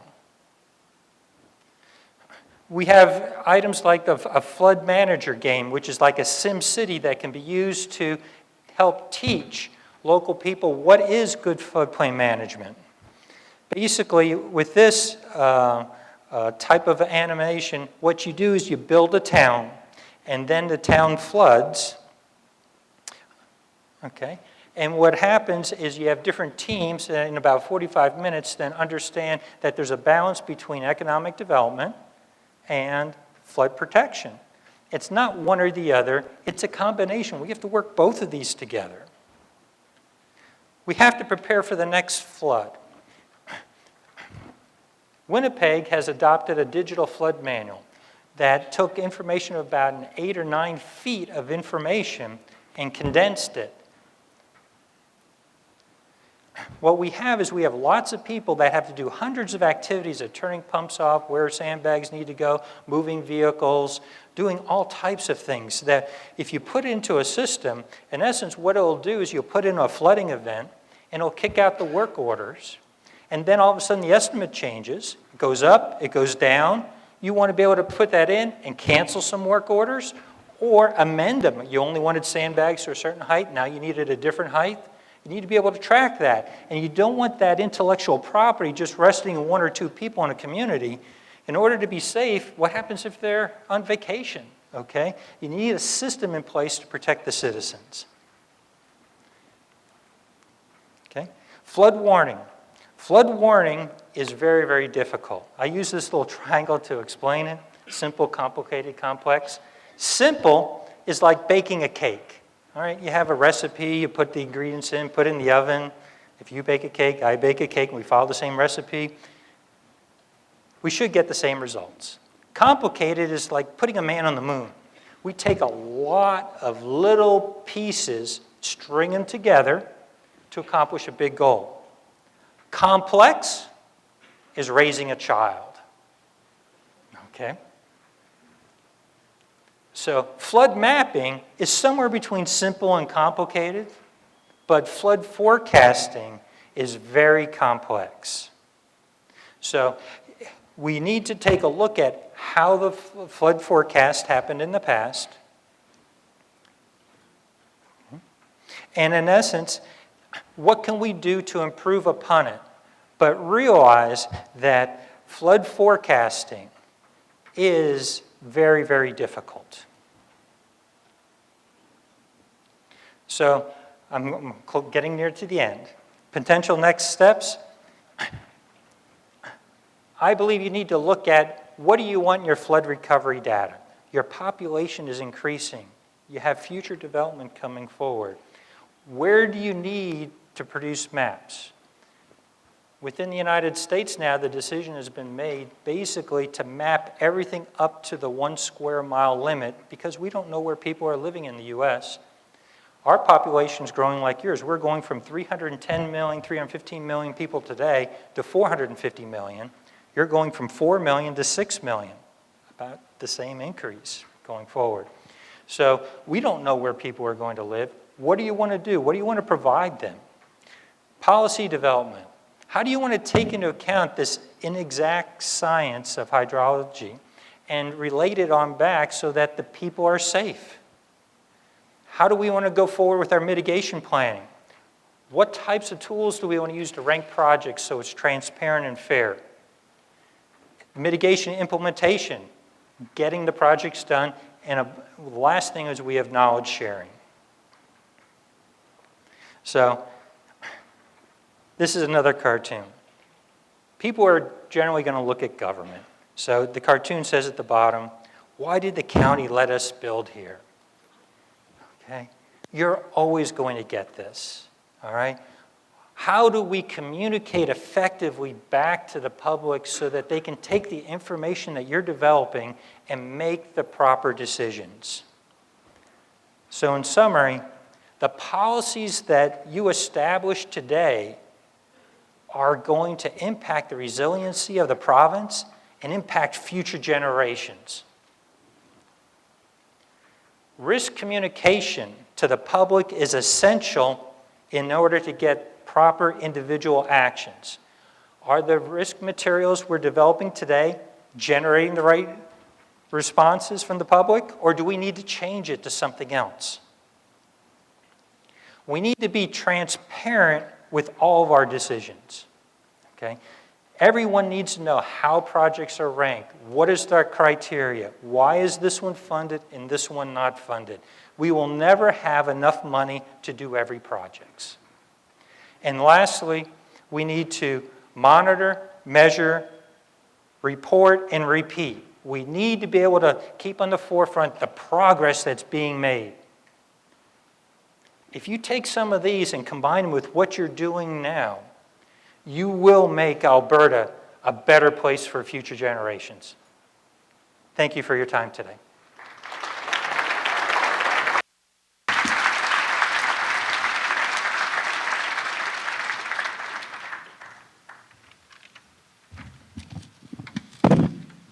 Okay, somebody's trying to make my job really hard today. So right now we're going to take a break until for about 10 minutes. There's some coffee and refreshments out back, and the bathrooms are out there. So get to know the people you're sitting next to. We're going to come back, and I think just let me check to be sure. So we'll be back here at 10:25. Thanks. I wonder if we put this thing.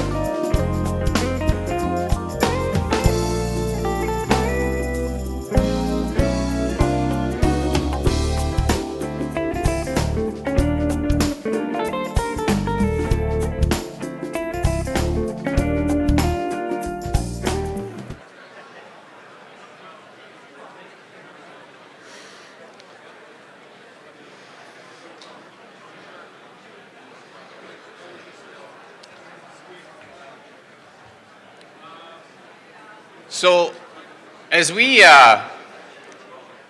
talking, and many of you have had the opportunity maybe to meet the person you're sitting next to, and if you haven't, maybe you should reach out and introduce yourself. And it brings to mind a story that I've probably overused during the flood, but it's something for me that actually kind of exemplifies exactly where we're at around this last disaster, one of the worst disasters Alberta's ever faced. And I always think of the movie 13 Days, and it's actually a factual thing in the history books in the United States, and it relates to the Cuban Missile Crisis. And for many of you, some of you were around living during the Cuban Missile Crisis, and some of us weren't. My dad was a very young man at the time, and for a lot of people, it was a big crisis, obviously, in the United States. And there was a point where the president had to make a decision on what he was going to do with the Cuban Missile Crisis with Castro and with the Russians embarking.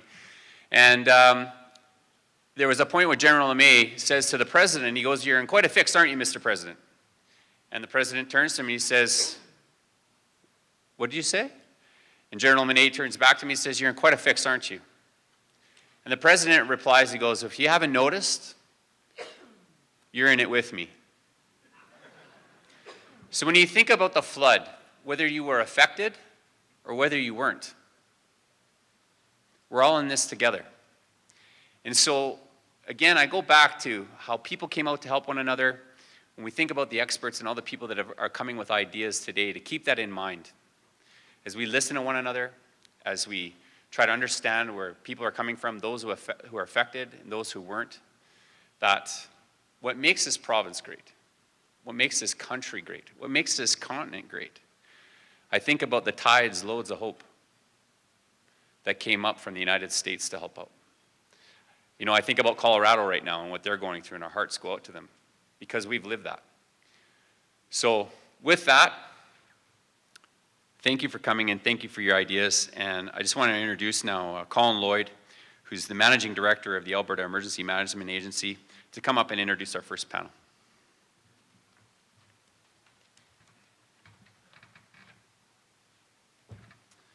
Thank you, Rick, and good morning, everybody. We're all here today because we share the need to prepare ourselves and our communities for future flooding. Now, there are a number of programs and measures in place that worked very well during the June flooding, but we recognize that there is always room for improvement. As we recover from the summer's events, we know that the horizon is in front of us. And we know that, that the next thaw is going to be very much on people's minds. And we want to ensure that everyone is doing as much as they possibly can to be prepared, to prepare yourselves and to prepare your communities. And there are aspects of emergency preparedness and response that we can and we will have in place by next spring. Now, here to provide more information on the province's forecasting system and flood mapping program is Mr. Dave Ardell. And Dave comes to us from the Ministry of Environment and Sustainable Resource Development. Dave provides support to the Alberta Flood Recovery Task Force as a technical lead, and he also leads the Operations Infrastructure Branch that is responsible for river forecasting, flood hazard mapping, dam safety program, and the operations and safety and maintenance of provincial water management infrastructure across the province. So a very, very complex and responsible job. Joining Dave to talk about personal emergency preparedness is Barry Brand. And Barry will talk to what everybody needs to know to be able to improve their personal preparedness. Barry is the Acting Director of Recovery Operations at the Alberta Emergency Management Agency.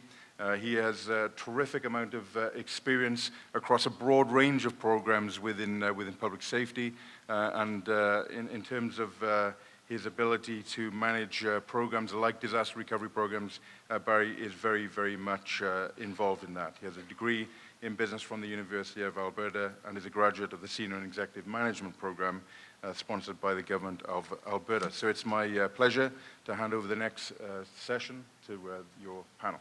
Thank you.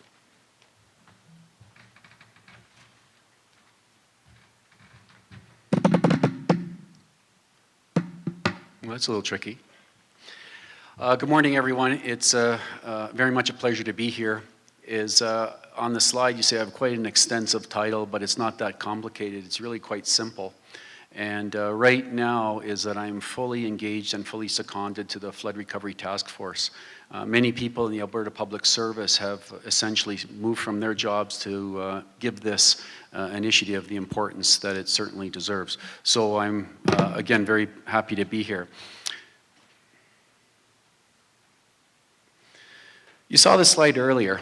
Andre and Scott set the stage quite well this morning in terms of the talk. You might recognize this slide from Andre's talk. and he provides all the key elements of mitigation. What I want to do with you this morning for the next 15 minutes or so is provide a little bit more detail on two of those elements. One is the flood modeling, prediction, and warning systems, and the other is the flood risk management policies and some of the things that we have learned in the province.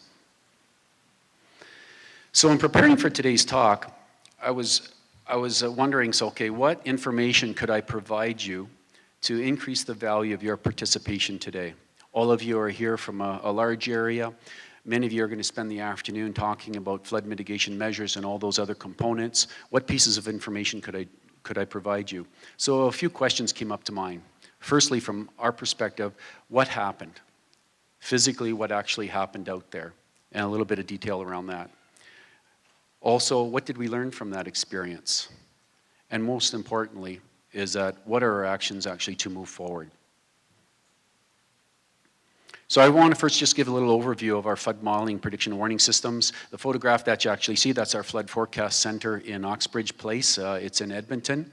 And obviously the primary flooding concerns are caused by rainfall events. I guess the cycle of disaster, or the biggest one is the snow on rainfall event, or rainfall on snow event rather, and also significant ice jam events. So our group actually handles all of that stuff. We run 24 hours, 24/7 operations as needed. Our staff were actually there for this event. Many actually had sleeping bags, and we rotated that crowd through and make sure that they were safe and they were happy and they were also doing their job, and provided all that needed information actually told Albertans in the emergency situation. Typically, the critical time period for us is anywhere from mid-May to mid-July, and this unprecedented event certainly fit into that time category. So what does our monitoring system look like? Well, we've actually have quite an extensive monitoring system out there now. We've actually have 400 hydrometric stations, and those are the stations that actually measure river flow across the province. We have 400 meteorological stations, and those stations measure wind, they measure rainfall, they measure actually temperature, and in many situations they measure solar radiation and other elements that are actually critical to the meteorological forecast. So you actually see on the diagram there's quite a scatter, and you might notice a couple of dots outside of that diagram. Well, those dots actually aren't in error. I thought they were initially, but when I had another look at them, we actually are connected with stations out in the Yukon, in British Columbia, and to the south in Montana. So quite an extensive network. So more closer to home and more closer to the event here is that what does the flood monitoring network look like? Well, you can actually see a couple of colored dots. Is that if you see, maybe focus on the blue ones for the moment, and you see the blue ones are actually in our mountain areas on the eastern slopes immediately to the west of us. And then you actually see a bunch of yellow dots, and all the red dots are a little bit more problematic, is that those are actually rain or stream flow stations that were destroyed as part of this event. So I want to chat a little bit about our forecasting system, and I certainly appreciated Scott's comment this morning on how complex forecasting is. It truly is. And just to give you a little bit of background of how we get our forecasts and the information that we actually provide to municipalities in terms of an emergency response during a situation. So all our weather forecasts actually come from a number of different sources. They come from the Provincial Fire Weather Office, Environment Canada, NOAA out of the US, Weather Network, Unisys, and Telecast, and I joke with the guys, anybody who knows anything about weather, if we could fit them in the model, we certainly would. So we actually have quite a large actually basket of pieces of information that we put into our into the weather forecast. So we actually take those pieces of information, and actually we put it in a stream flow model. And the acronym is SAR for it, so it's Stream Flow Synthesis and Reservoir Regulation Model. So that's actually the long terminology for it. So we get the weather forecast, we put the information into that model, we generate actually model results, and then we actually are able to move forward with providing that information to all the communities that actually may be impacted during a major event. This particular station is that the graphic, that's a hydrometric station, so that little gray box on the right-hand side, and this obviously is up in the Ghost River. And no flooding area there. I think that's probably just a natural spring flow up in that location. So how do we actually provide that information to the communities? So we have initial contact with communities. In this particular event, we actually started talking with communities the Monday actually before the flood event. We knew that there was a cold low developing, which is fairly typical for this time of year. It's not unusual. We started having engagement with communities and saying, okay, well, we think there's something coming. We're just making sure, okay, are we talking to the right people? Do we actually have all those pieces in place?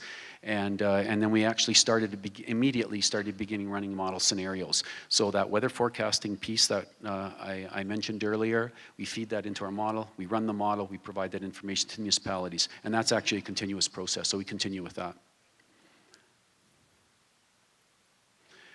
Okay, so what happened? So our early forecasts were anywhere between 80 to 160 millimeters over 48 hours in the Red Deer and Bow River basins. So we provided that information. We received that information as early as Monday. Again, as I mentioned, we started contacting municipalities in terms of that information.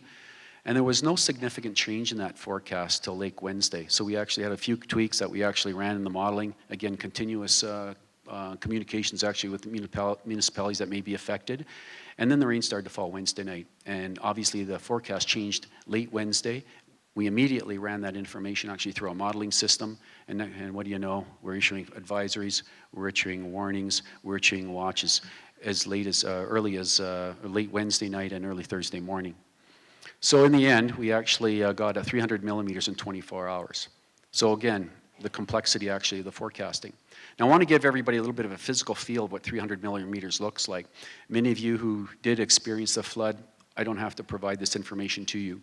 But some of you who didn't, I want you to actually, there's a little bar on your chair right underneath you. So have a look at that bar right now.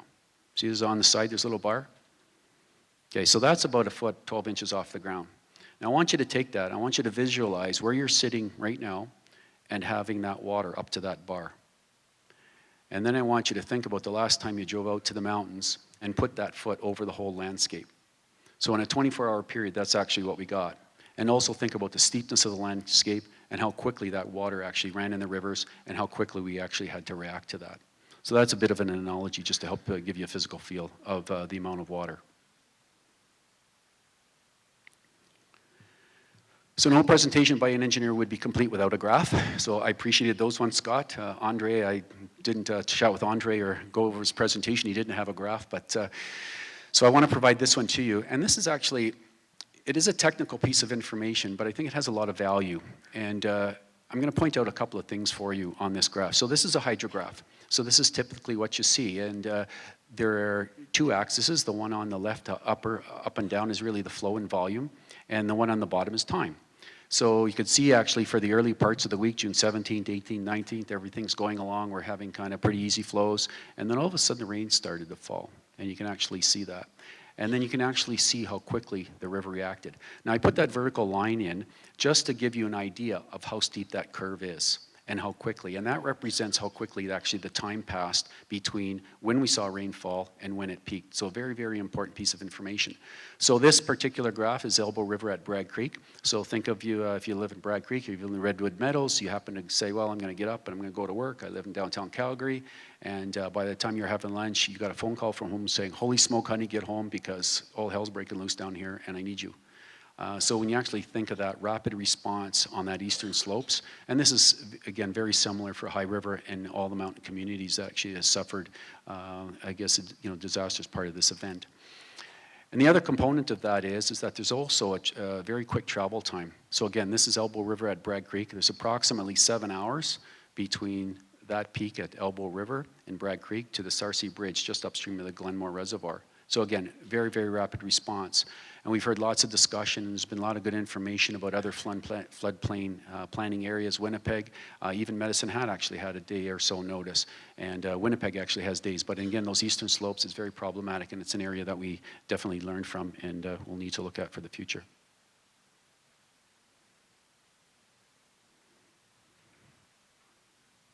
Could you flip the next slide for me, please? Thanks. So on the forecasting part, what did we learn? Well, we learned that actually the forecasting system is not undersized, but it did operate to capacity. As I mentioned earlier, we had our staff on 24/7, and we were stretched to our capacity in terms of providing that critical information actually to the municipalities. It did not result as a lack of manpower. We were able to do that, but again, as all of you were all tested actually during this event, so were we, and I'm pleased to say that actually we did operate and get that information out. The utilization of field monitoring staff was absolutely critical as part of this event. One of the graphics I showed you showed a bunch of red dots where our stations washed out. If it wasn't, and we were blind on those stations, so we had no information to provide those municipalities in terms of as the emergency was happening. Our field staff put up temporary monitoring stations, and we had our site back. So it was absolutely critical. So it was a very major learning for us. The ongoing pre-communications with our municipal partners. We knew many of our partners and municipality contacts by name. We knew them by face, and we had interaction with them over not only days, but actually possibly years. That really assisted us greatly in terms of that ease of communication and making sure we could get to the right people at the right time with the right information. It also arose, there's also a number of questions. And how do we reduce that uncertainty of those met forecasts as they relate to the stream flow forecasts? That's something we need to look at. There are tools out there that we need to have a look at in advance. So that's, again, a question popping out. How do we accommodate for climate variability? There's been lots of information, actually, in the public realm over the last few weeks is that everything's changed. We really need to look at all this mapping differently. So how do we account for that in these technical models of climate variability into both the forecasting, stream forecasting, and also our weather forecasting models? And there's also been consideration of flash flood warning systems. To my knowledge, there isn't a flash flood warning system in any province in the country, and maybe we need to look at that as in terms of province of Alberta. We have a very dynamic landscape, one of very large variations, mountains versus plains, and it's something that we actually need to look at. So that's the what did we learn? Okay, so what are we going to do about it? More important question. We're going to do a full assessment of all the notification measures actually we have with our partner groups. That's something that is absolutely critical. We can't say, well, we think we did well. We have to know we did well. We need to get that feedback actually from all the groups and our stakeholders and partners saying, okay, what else do you need? This was, again, tested our capacity, and we really need to look at that. Let's do a full review of all our modeling accuracy and how those, and really how do you evaluate your effectiveness after event in terms of forecasting? We also need to do a full review of our modeling capabilities for, again, the Alberta situation. There's a lot of work done and being done by the town of Canmore. They're leading it right now in terms of mountain hydrology. We're very much welcoming in that information, how it can inform future policy, but they are looking at the mountain hydrology situation that they're in. We also will be looking at our plains hydrology as well, so maybe it's something that we need to look at. And we also have to do a full review of our field monitoring system. We did actually have a number, as I mentioned, a number that we lost. We have to look at it for snow. Is it adequate? For rain, is it adequate? Soil moisture, critical component of actually a flood management system and forecasting, water quantity, and also the location of where all those stations are and the resiliency of those stations. Absolutely critical components. So those are some follow-up actions. So I'm going to quickly go over the flood hazard identification program and get into the mapping piece. So we've actually been involved in flood hazard identification for a great number of years. Is that our flood hazard mapping's been produced, we have produced it from the government of Alberta in the early 70s. We were partnered with the federal government in the Alberta Flood Damage Reduction Program, and that was initiated in 1989, and that wrapped up in 1999. And the province continued their flood mapping program, standalone, actually through the flood hazard information program, identification program, excuse me. So I want to talk about a little bit of map production. Obviously, maps have been a big focus here over the last few weeks, ever since the policy announcement. And the map is only part of a very complex technical study. So when we actually look at a whole flood map study, the map is the end product. The science behind the map and all the information, the data, et cetera, is quite extensive. So it's only part of a full flood hazard study. We use a computer hydraulic model, and what we do is that we put in a great number of inputs. There's historical data that's provided. There's historical high water marks, and also topographical data. All that information feeds into the model. So the model calculates water levels, and then the end result, it comes out with an elevation at a certain location along the river. That elevation is put on a map, and then that's how we actually get our lines. So that's actually how the lines are determined on the map.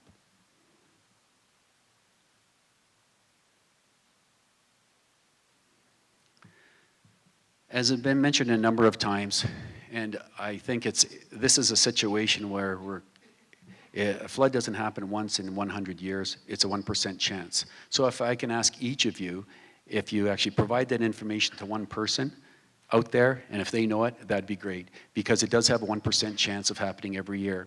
I recall actually one of our first open houses in High River, I had numerous questions from the public, and essentially the snapshot of the question was, well, how in the heck can we have 3 100-year events in 20 years? We had 95, we had 2005, now it just doesn't make any sense. So it is something that we in the technical community have to make sure that we, again, continuously provide information on, and as to the real value of that, again, that 1% chance. So I'll try to use that in the future. So the flood hazard mapping identifies areas of flood risk as a result of overbank flow. What it does not include is this problems associated with groundwater, stormwater drainage issues, dam levee or dam break failures, and also debris jams at bridges. So it does not actually include those items. So what did we learn? Well, obviously, again, the policy decision has increased the focus on all aspects of the provincial mapping. When we made actually that decision, the connection between what happens and the map was real, and actually it's become fairly solid in the last number of weeks. There's a tense focus on the floodway and flood fringe lines, and we appreciate and realize that this information is absolutely critical to the people out there making decisions. What do I do? I'm in the floodway, flood fringe. Do I get the buyout? Do I actually rebuild? We understand and appreciate the importance of these lines, and we take them very seriously. The other discussion, and Scott has started the discussion on this morning in his keynote, is that flood hazard mapping. So that's our program right now. We do hazard identification, and we base it actually on a design level. It's the 1% chance. The conversation in the last number of days and the last few weeks has been flood risk mapping. So that's actually taking a flooding hazard and assessing the risk associated with that flooding hazard. So what is the likelihood and what is the consequence of that happening? And the consequence from both, or from a combination of environmental, social, and economic viewpoints. So we have to look at that. So that's where the conversation actually is moving right now. We also have to consider erosion, local stormwater, sewer backup, groundwater, debris accumulation. We've been getting that information actually from the public in spades. I mentioned actually the town of Canmore. There's also work being done actually by the town of High River in terms of the modeling. So the town of River has a model, and if you actually go to their website, you can actually see it, and it actually shows the movement of the water. These are not contradictory models, the one that we use for flood hazard mapping and the one that the town is using. In fact, they're complementary. And the reason for that is that the provincial model actually that we actually use for designing the maps, that provides a basis, a long-term basis of planning actually for municipalities. The town has moved forward saying, okay, well that's great, but what we need something more. And what we need to know is that we need to know how the water moves and where it actually goes. And they've actually done that too. So it helps them with their emergency response. And it also is going to actually help them with the design of any mitigation measures in the future. So again, we're working with them in, again, complementary models. So follow-up actions, comprehensive implementation plans for both the assessment and reviews of unmapped communities are being developed. So we're actually, it's not just a plan, and some of them we're actually moving forward with this analysis. We want to make sure that we get those post-analysis in the hands of the communities. We'll be discussing with them, and we will actually talk to them and say, okay, well, do you think actually a map review is needed? So we need to provide that assessment first. So we're actually been doing that, working through that very, very quickly and moving as quickly as we can. We are also engaging with consultants in the academic and professional field, And we're trying to formulate some questions, and we're getting some guidance for the Council of Canadian Academics. So it's one of the think tanks that we're going to try to use to help us with answering some of these questions. And we also have to review the long-term objectives and programs of the tools. So, and there's a federal study underway. We're looking at how do we partner with that group. They're going to be actually looking at standards across the country. How do they fit in? How do they stack up globally? And how Alberta can participate. We're very much looking forward to that discussion.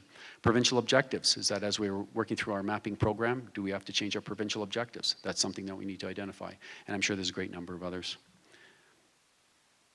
So thank you for your attention here, and hope that provides some good information actually for our discussions this afternoon. Thank you.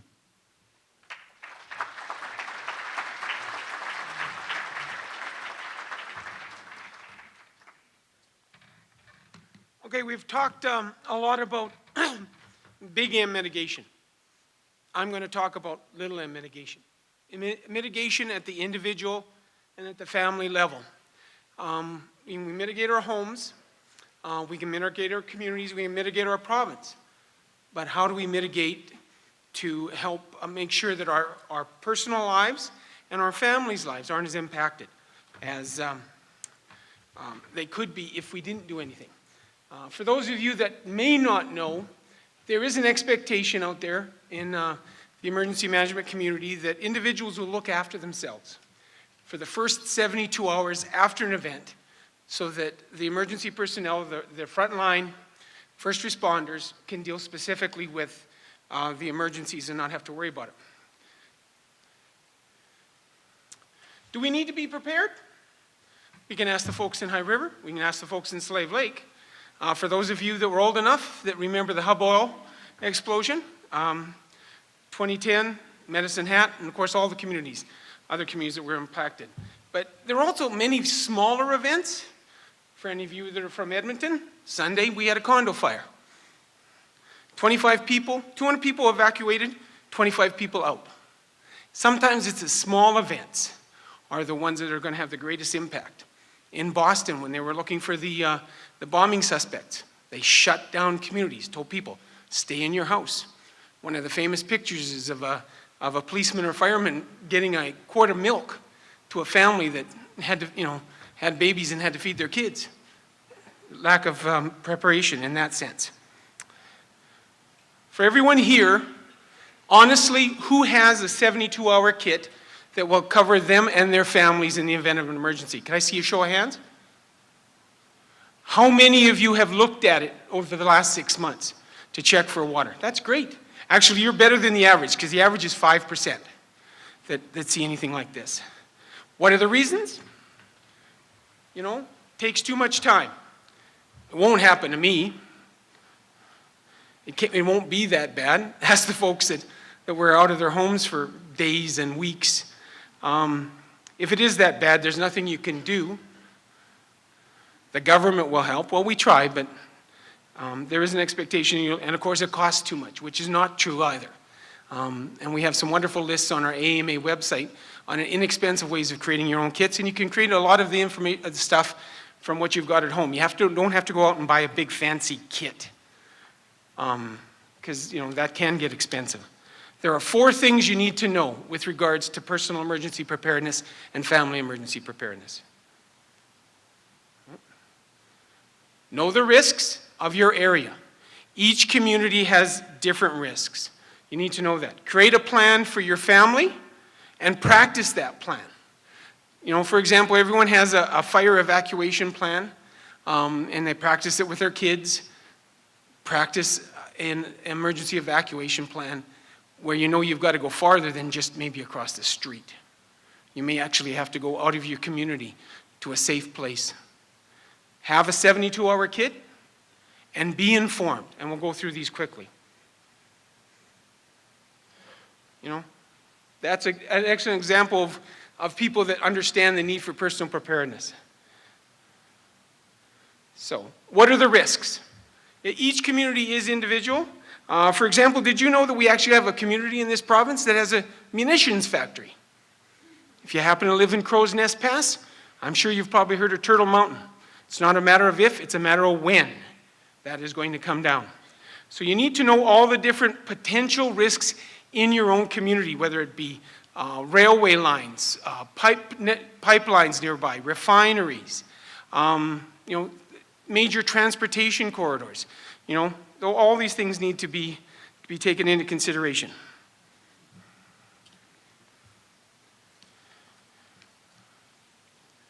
Okay. Oh. Next slide, please. It's not working. There we go. Oh. How will you be alerted? Could be a knock on the door, could be over the media, could be on through the community, Twitter, sirens, verse stuff. How many here are all signed up for Alberta Emergency Alert? And if you aren't, are you going to do it after this session? That's a key thing that we provide. We are the only province in Canada that has a system anything like this. So please, if you aren't signed up for Alberta Emergency Alert, go onto our website, sign up for it. You can get information via Twitter feed, you can get information via Facebook on emergency situations. For example, when all those alerts were coming out at 3, 4 o'clock in the morning, everybody, and I heard about this, everybody that had AEA, were getting multiple notices of this information. And that's what you need, because sometimes you're not in front of a TV, you're not in front of or near a radio station, but you've always got your cell phone with you and you can get this information. Next, please. Yep.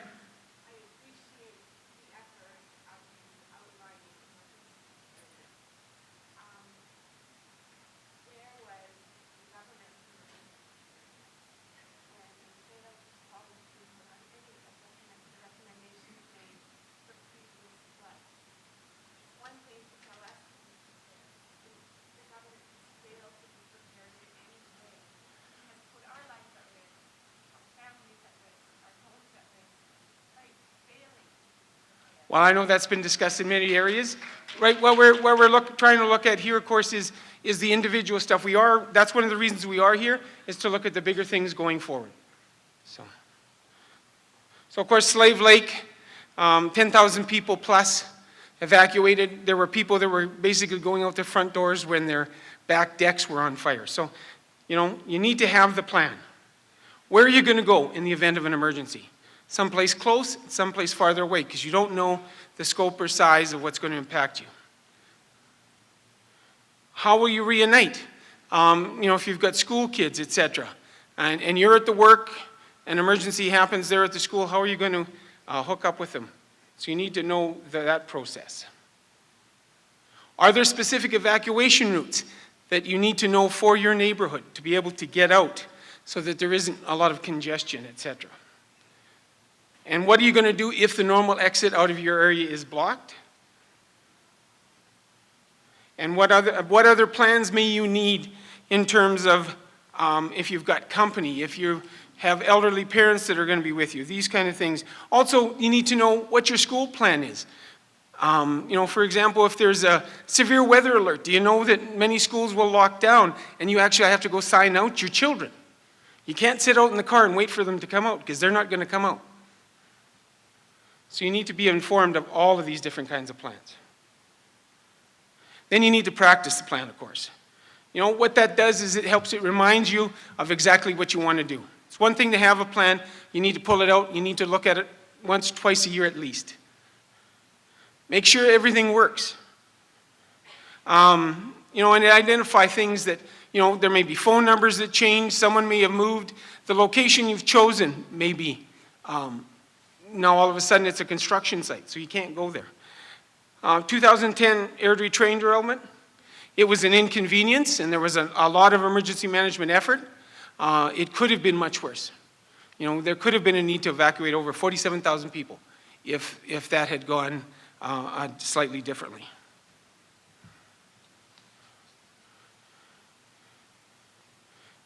Okay, if you can only have one item in your kit, what should that be?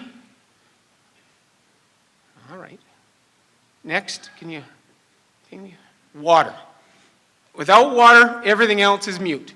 You can get along with many different things, but you cannot get along without water. And don't get big jugs. Can you see yourself lugging a 5-gallon jug down the street? No. What you want is the little bottles. You want to put them in a backpack. And you need 2 liters of water per person per day for just drinking. And then the recommendation is you also have another 2 liters per person for cleaning, et cetera, if you can do it. But these are some of the other things that you want to put in it. You know, you take the little bottles, put them in backpacks. You don't need to have a big bag that is your emergency management kit. You can have one for each family member, and each family member can put a little something in it. But these are some of the other things that you would want to include in it, and even for small children, an old stuffed toy. Something that they can take with them that'll give them a comfort wherever, if they have to evacuate. Cell phone charger, flash drive. An encrypted flash drive with all of your documents scanned, all your personal information. You can put it on your keychain, and you can carry it with you everywhere. It's encrypted so nobody else can get into it, and you've got all the documentation you need, if you need to, ID, et cetera. Because as I said, you never know when that knock could come on your door. Okay? If you only had 5 minutes to evacuate, what would you take with you? And that's a key, and that's why. Flash drives, after Slave Lake, working out of the Emergency Operations Center as one of the directors, I immediately went out and bought a portable hard drive for my computer, something I can grab and go. And you've got everything, because you're not wanting to unplug laptops, et cetera. Any specific heirlooms or mementos that you may have? Of course, medications and prescriptions are very important, because this is always a challenge when you get evacuated. Of course, any jewelry and valuables, and the standard stuff, keys, watches, easy stuff to forget, but make a list of all the things that you want to grab, and keep it handy on your fridge so you know to grab these things as you're heading out the door. And of course, appropriate clothing for appropriate weather. One of the other suggestions, of course, is having a kit for your car. Snowstorm, you should have the boots, the gloves, et cetera, in there. If any of you know Minister Griffiths, he's got enough emergency management stuff to probably feed 10 people in the back of his truck, and he takes it with him wherever he goes. And of course, you can staple this list to your backpack so you know everything's in it. You don't have to buy new stuff. You can use stuff that you already have, old blankets, sweaters. Commercial kits are great and they have lots of different things in them, but you don't need all the fancy stuff. You can use what you do have at home. And as I said, there are checklists on our website. You also have to think of everybody that's dependent on you. Kids, have you got stuff for them? Pets. An emergency pet kit is critical, because there again, some animals require medications, require special food. A leash. If you're anything like my house, if you need a leash in a hurry, that can be a big issue, because they could be anywhere. So having those. And if you have any seniors that may have special needs, special requirements, you have to consider those when you're working on this. And of course, any other dependent adults that may fall in. And if there's any temporary situations, if you have visitors, if someone's ill or has an injury, these things all have to be taken into consideration. Okay? And you may have to set up a separate bag and keep a list for those kind of things. Okay? Last point is be informed. Okay? So what you need to listen to the radio, you need to watch your media reports, you need to monitor Twitter. If you're on Alberta Emergency Alert, you'll get all the messages. Check municipal websites. Check the Alberta Emergency Alert website, because you'll get a message on Twitter, but you may not get all the details. The Alberta Emergency Alert website has all the details specific to each individual alert, and you can go in and look at them. So if you haven't signed up, please do. And of course, if there are open houses, et cetera, you can talk to your municipal officials to find out, okay, what's the status, when are things going to happen, stay informed. Excellent example, I never expected it to happen to me, was of a reporter in Australia that was evacuated. She had her kit, she was ready, she got to evacuation center. It was full of diapers, baby formula, toys. One unfortunate thing, her children were teenagers. So that's why I said, has anybody checked their kit in the last 6 months? So, this is a key issue, is you need to have a kit, you need to keep it up to date, you need to go in and refresh any, granola bars, water, et cetera. Water can stay for a long time, but we always advise, if you can, every 6 months, go in and refresh everything, use what you've had. So, As I said, this is the Edmonton condo fire. 200 evacuated, 25 still out. And it's also the collateral damage. There was a 200-pound propane tank that shot and hit 2 houses down the road and damaged them structurally. Okay, what happens if you can't get back into your house because all of a sudden now it's got a tag on it that says that it's not safe to inhabit? So, okay, this is your family. Okay? You know, it doesn't matter if it's one house that's impacted or 1,000. You have control over how situations can impact you individually. Maybe not as much as you would like, but you do have some control. All right. Come on. Here. Okay, and as you may not be right in the epicenter of what's happening, but as I mentioned with regards to that propane tank, you could be on the periphery, but you're still being impacted. Okay? And if you don't have the stuff now, if you say, yeah, I'll do that later, if you don't go out, get it, keep it handy, don't stick it down in the basement in the back corner. If you've got a go bag, stick it at your front door, so right beside your garage or wherever you're going, so you can grab it on your way out the door. Okay, there again, 4 simple things. Know the risks, have a 72-hour kit, create a plan, practice your plan, and be informed. Thank you. And there's our website address, and I'm sure it'll be posted.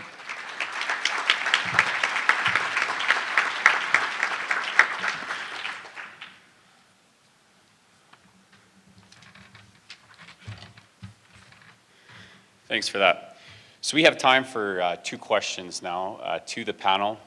We are trying to stay on time today, and there are mics just in the back of the room. I know there was a question earlier, and all the questions are important for us to hear. And like I said before, from the premier down, I would say that the largest toll on anybody working in the floods, and certainly those who are affected by the flood, is the emotional impact.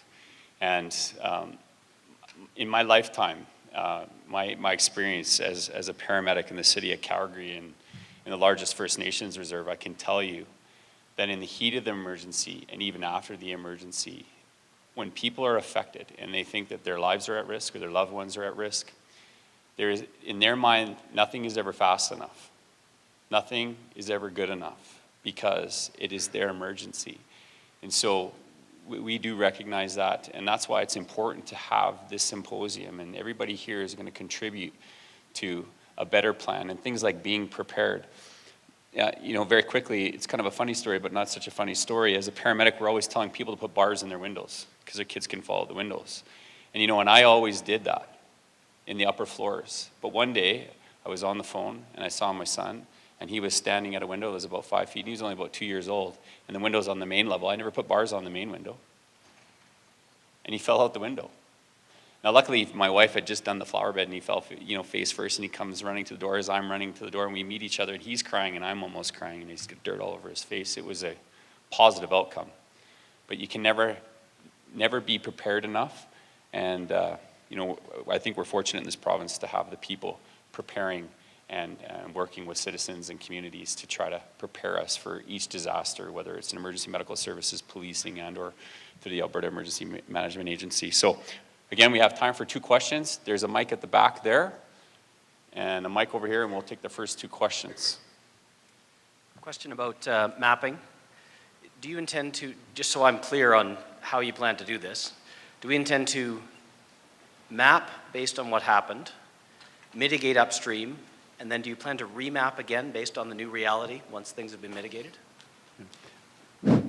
What we plan to do is, first of all, do, as I mentioned in the talk, first do all the post-assessments. So we need to actually look at what happened and translate that to information. Then the discussion has to be with the municipality. Okay, does that information, does it necessitate a map review?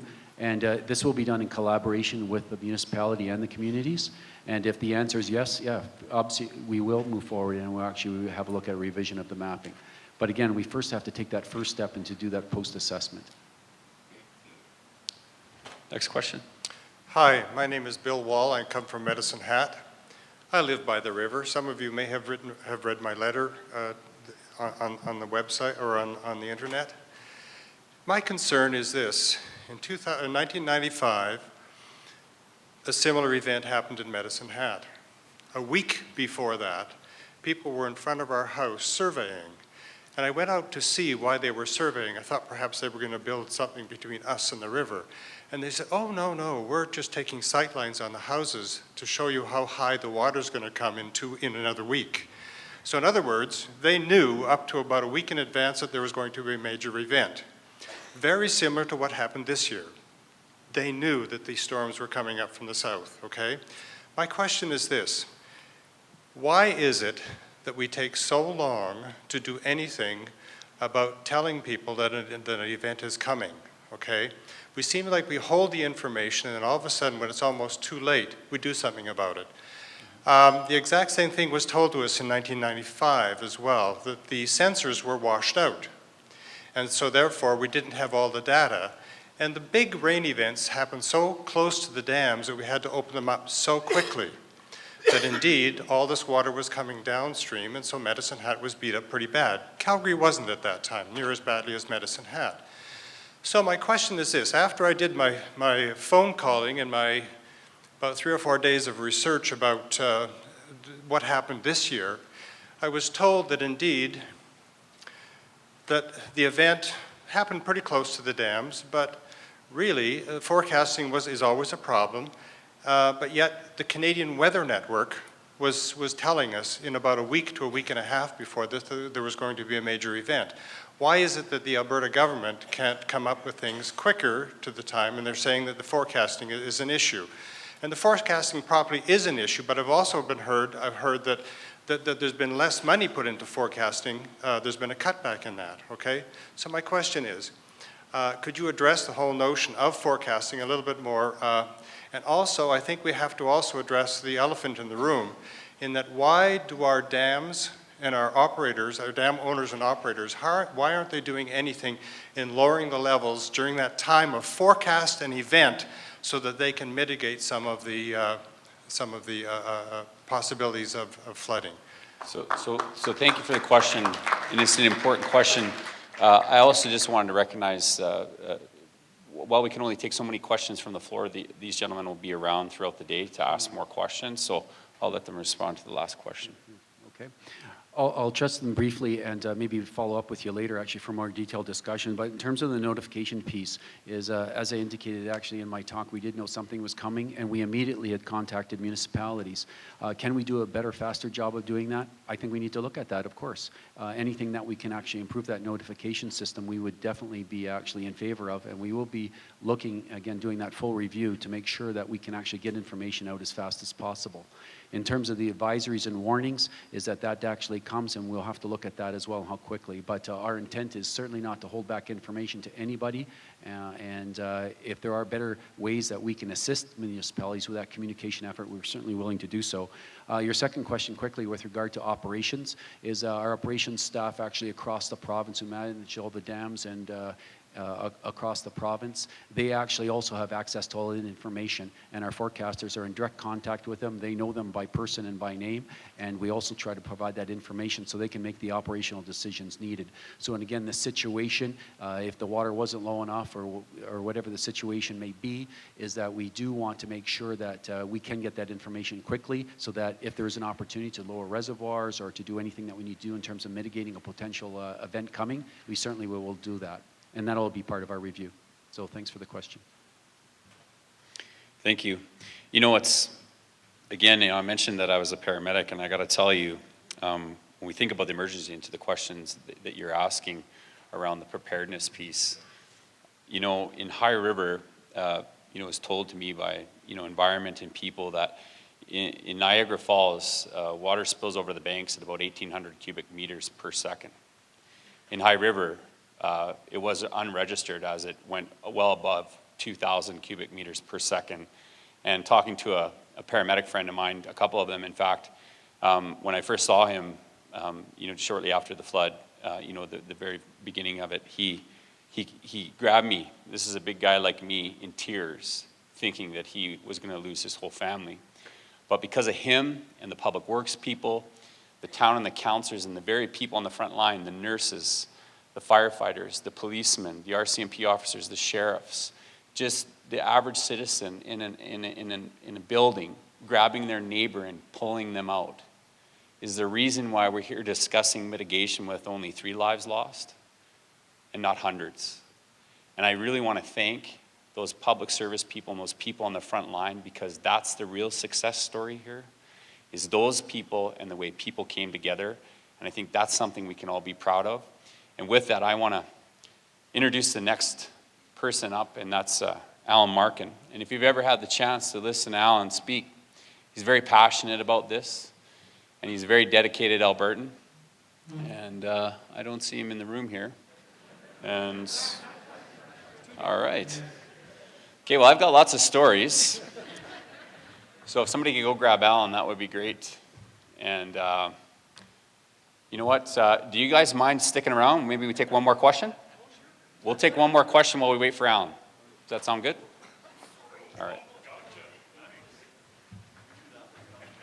Dr. Thanks. David Swan, a colleague of ours in the legislature, good to see you here today. You have a question, sir? Thanks very much. David Swan, MLA, Calgary Mountain View. It's my understanding that the dams upstream are largely controlled by private companies. It's a question that's been raised in my constituency a number of times. What is the level of communication between TransAlta, for example, and the government, and who takes control of decisions around storage and release, especially at a critical time like this? Yes, thank you for that question. There is quite a collaborative nature actually between all the water managers right across the province, and that includes TransAlta Utilities. It includes actually the government of Alberta in terms of the water management structures, and also includes the irrigation districts. Is that whole community actually collaborates actually during an emergency event. Our forecasting group is in contact with each one of those I guess identities. And then actually they are able to provide all of those identities with all the information, what's going on right across the whole basin. And collectively, actually, they make operational decisions. So we actually know the impact. So it's not a situation where TransAlta does something, City of Calgary did not know about it through Glenmore Reservoir, Eastern Irrigation District didn't know about it in terms of what happened with the City of Calgary. And in the southern part of the province where we actually have structures on the Old Man, it's the same situation. So it's actually a fairly collaborative approach, not only during emergency times, but also actually in primarily what we've experienced the last number of years in drought shortage times. And that's critical as well. Who has the final decision about what happens in terms of water control in an emergency situation? Is there someone at the top that makes the decision about what's going to be released and what's going to be stored, and what timelines are followed? Right. As I mentioned, is that all of the different identities actually have a responsibility to make sure they manage water in the best way possible. And it is a collaborative decision right across the board. So there isn't any one particular individual that says, well, this is what I'm doing and you guys have to deal with it. Again, it's a very collaborative approach in terms of how we manage the emergencies. So nobody's in charge? So, Is that what you're saying? Dr. Swan. Nobody makes the final decision? So what we'll do is we'll let you guys continue this offline. And I have to tell you, I really appreciate Dr. Swan, because even when we have coffee together, he questions me in the same way all the time. So it's good to see there's good consistency here. And, you know, that's one of the things when we think about from the flood, and I know that there's a lot of questions, but we've had town halls, town meetings, information after information after information, and I think that's really important. I think we can all, again, be proud of that things have been very open and transparent in this. We want to continue that. We do thank you for the questions, and it is great to see colleagues from all sides of the House here today representing their constituents. So thank you, gentlemen. And without further ado, Alan Markin.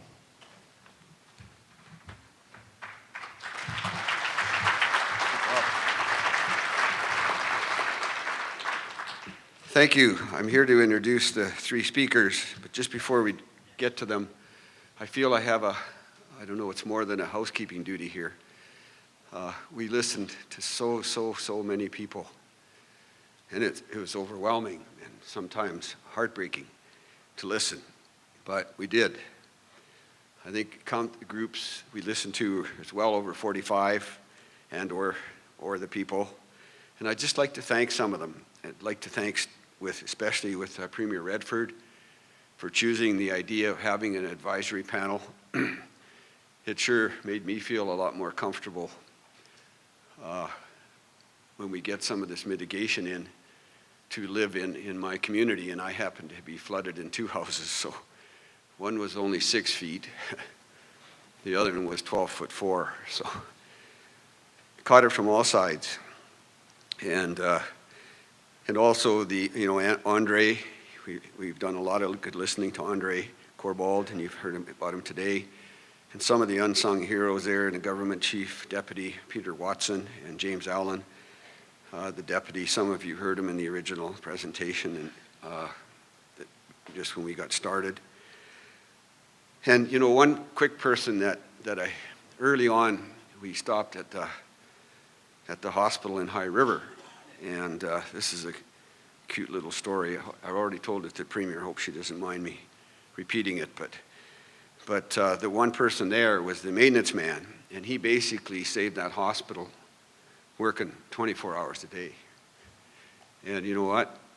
If it wasn't for him, that hospital would not be open again today. And these unsung heroes, sorry I can't remember his name, but the neat part was, as soon as I told him we were on the advisory panel presented by the Premier, he opened right up and said, "Oh yeah, she's the greatest person. I tried to date her."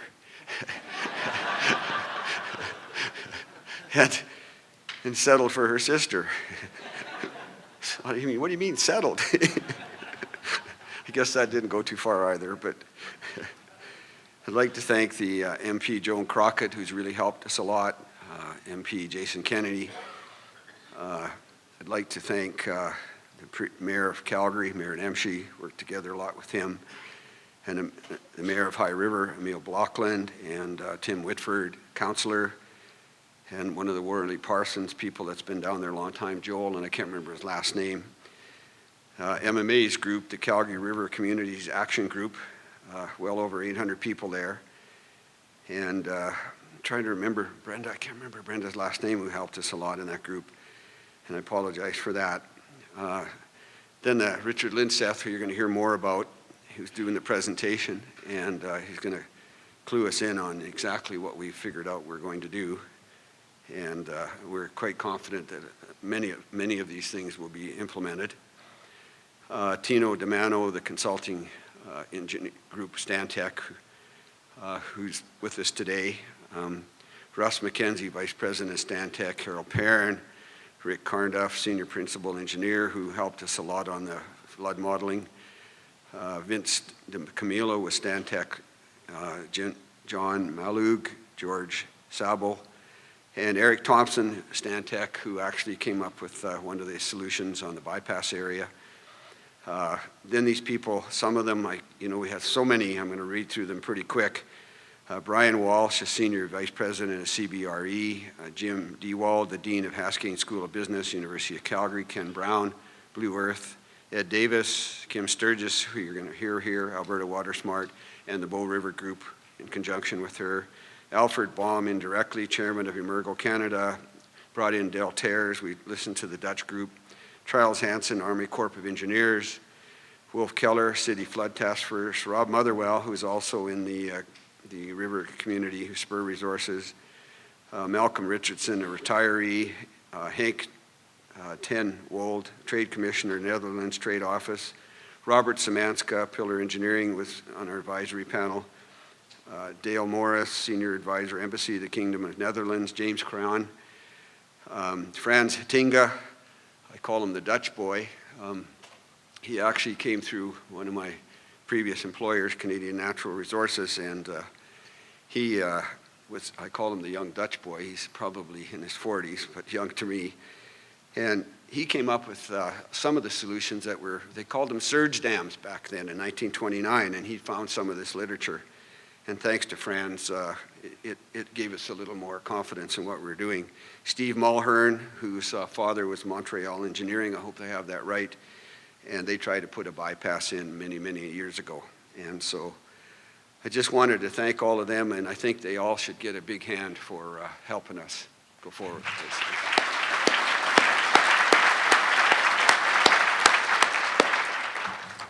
Okay, so I'm here to introduce Richard Linseth, Kim Sturgis, and Becca O'Brien. And Becca, I'm sorry I didn't get a chance to meet you. And I hope that whatever I say here is accurate and you're happy with it. So I've had the privilege of working with a team to lead us to look at some of the big ideas about what we can put in place to protect Alberta and minimize our risk. And as the Premier said, a layered solution. And the next panel will share these big ideas that have been identified by that group, as well as other partners such as WaterSmart. And I've worked along with Richard on the advisory panel for a long time in other venues, but Richard's the principal of Richard Linseth Architecture. He currently serves as president of the Architectural Foundation of Alberta. He is the past president of the Alberta Association of Architects and is a recognized leader in the field of architecture. Our second panelist is Kim Sturgis. She's the founder and CEO of Alberta WaterSmart, as you've heard, a water management organization, and since 2005, she's been involved in the development of water projects and systems for corporate clients. She served on the board of the Alberta Water Council and has participated in many forums and expert panels on waste management. She's also the past president of the Canadian Academy of Engineering. In 2007, she was named as one of Canada's top 100 most powerful women. And she is tough, right? And in 2012, she was named Businesswoman of the Year in Calgary by the Consumers' Choice Awards. Joining Richard and Kim is Becca O'Brien. I hope I have that name stated correctly. Mrs. O'Brien is an associate principal with McKinsey & Company and McKinsey's expert on effective management of disaster recovery. Should be really interesting. She has led teams developing needs, assessment methodology, and multi-year recovery roadmaps and recovery program implementation for northeastern U.S. states affected by Superstorm Sandy. And I wonder if they have you involved in Denver. Mrs. O'Brien has served as an expert advisor in the City of Calgary and the government of Colombia, Japan, and Thailand in their flood recovery planning. In 2010, Mrs. O'Brien co-led a team providing support to the Haitian Prime Minister Jean-Max Bellerive and former U.S. President Bill Clinton in the design and launch of a new public agency to coordinate Haiti's recovery from the January 11 earthquake. Almost done. In the immediate aftermath of the Hurricane Katrina and Rita in 2005, Mrs. O'Brien served as executive counsel to the mayor in the city of New Orleans, where she developed a strategic policy framework for the Federal Office of Gulf Coast Rebuilding and a task force established by President George Bush to coordinate federal support for long-term recovery. And now, Richard, just before I call you up, Richard's going to have you, I think, explain what we've done in a very excellent fashion. And as a quick summary of it, if everything's accepted and gone forward with in 1 or 2 years, and maybe 3, we should be able to mitigate the 2013 flood up to about 120 to 135% of the flood of the rain that poured down and the water that came down upon Calgary and upon Bragg Creek and the High River. We should be able to protect those communities, also the community of Turner Valley and in that area, Black Diamond, and it'll also be able to protect way downstream, getting to Medicine Hat. And so without stealing any more of your thunder, Richard, I'll turn it over to you. Thanks very much, everybody.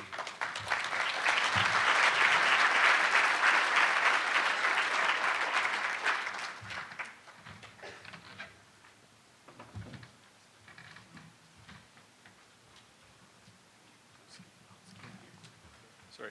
So just again, if we can keep the questions still after the panelists have spoken, and then the mics are at the back, and I'll open that up when they're finished here. So, Richard, go ahead.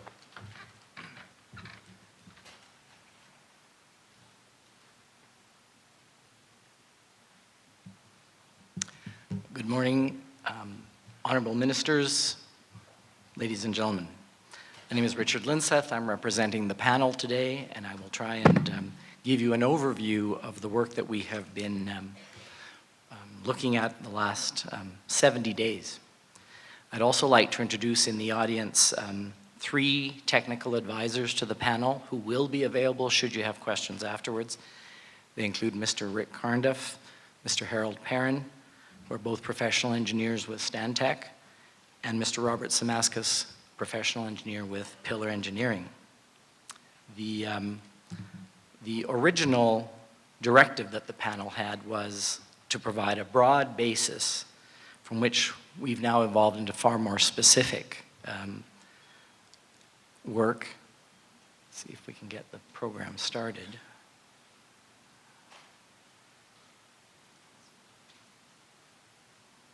Thank you. So I represent the 3 members that form the panel.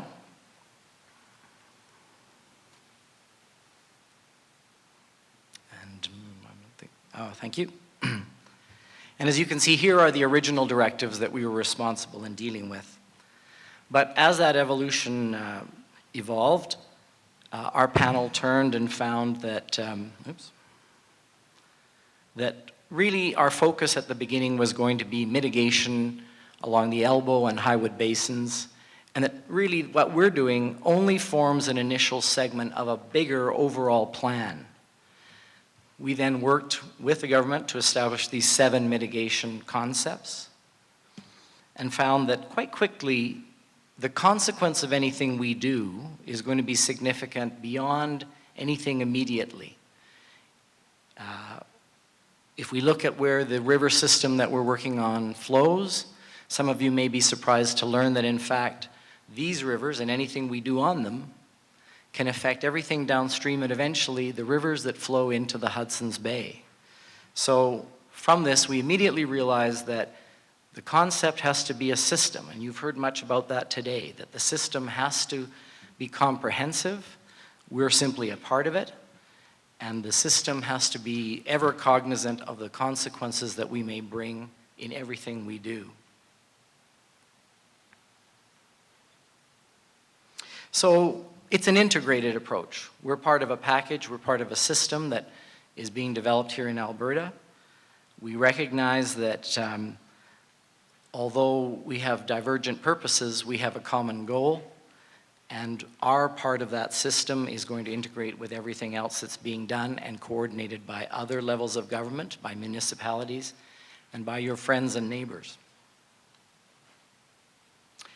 As you've heard today, especially from Mr. Markin, we were so pleased with the degree of response that we got from not only experts in Alberta and beyond, but also that average citizens had strong opinions. They brought them forth to the panel, and we're very grateful for the fact that there's this great diversity of opinion, but that these ideas could be coalesced and often were parallel.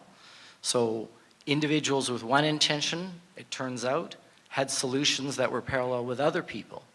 And we began to gradually categorize these ideas into a group of solutions that we're going to present today. The most gratifying part of this is that it was primarily Albertans who came up with the answers that we're now going to show you, and that very particularly common citizens, friends and neighbors brought these ideas to us. We're all working together on what we now recognize as the single largest natural disaster in the history of this country. So what are these ideas and how can they be categorized? What we've found is that there are 4 main mitigation principles, and they themselves fall into 2 basic areas of approach. River flow management reduces volume, so it actually decreases or slows the volumes that are going through our river systems. Conveyance improvements are focused on impact reduction. It doesn't necessarily get rid of the water, but it might divert it. So what are examples of these 4 basic concepts? In our own city, we have a good example, which is the Glenmore Reservoir. It retains water, and I'll be coming back to discuss it and what role it played in the flood in a moment. Detention are facilities like there are facilities where we temporarily hold water. We detain it when there's, say, a storm, and then we release it over time so that we can manage the flood. The best example in Canada of diversion is the great and complex system that has been put into place around Winnipeg. And it's significant because it involves a series of concepts brought together in the same way that we're all speaking about today. Channel improvements at the local level are things like adding rocks and improving the banks of our rivers. But in large European cities where there's been a history of flooding, this is a photo from Paris, the entire embankment around a river has been, in some cases, armored, and the river has become a controlled channel within the city. So let me come back to the Glenmore Reservoir and show you the role it played in the recent flood. Since a lot of the suggestions and a lot of the questions we've received ask what was that role. So the Glenmore Reservoir was obviously near to full capacity at the start of the storm. And it's to our understanding that as the storm approached and as weather reports were received and the network that you've heard that already exists in Alberta, the dam was in fact taken down to its minimum working level. As one city official put it, we took it to the mud. Then the reservoir was allowed to refill, and it refilled until it reached the point of overflowing. So it did definitely play a role in the mitigation. And important to our discussions today are going to be the number that the Glenmore Reservoir can hold.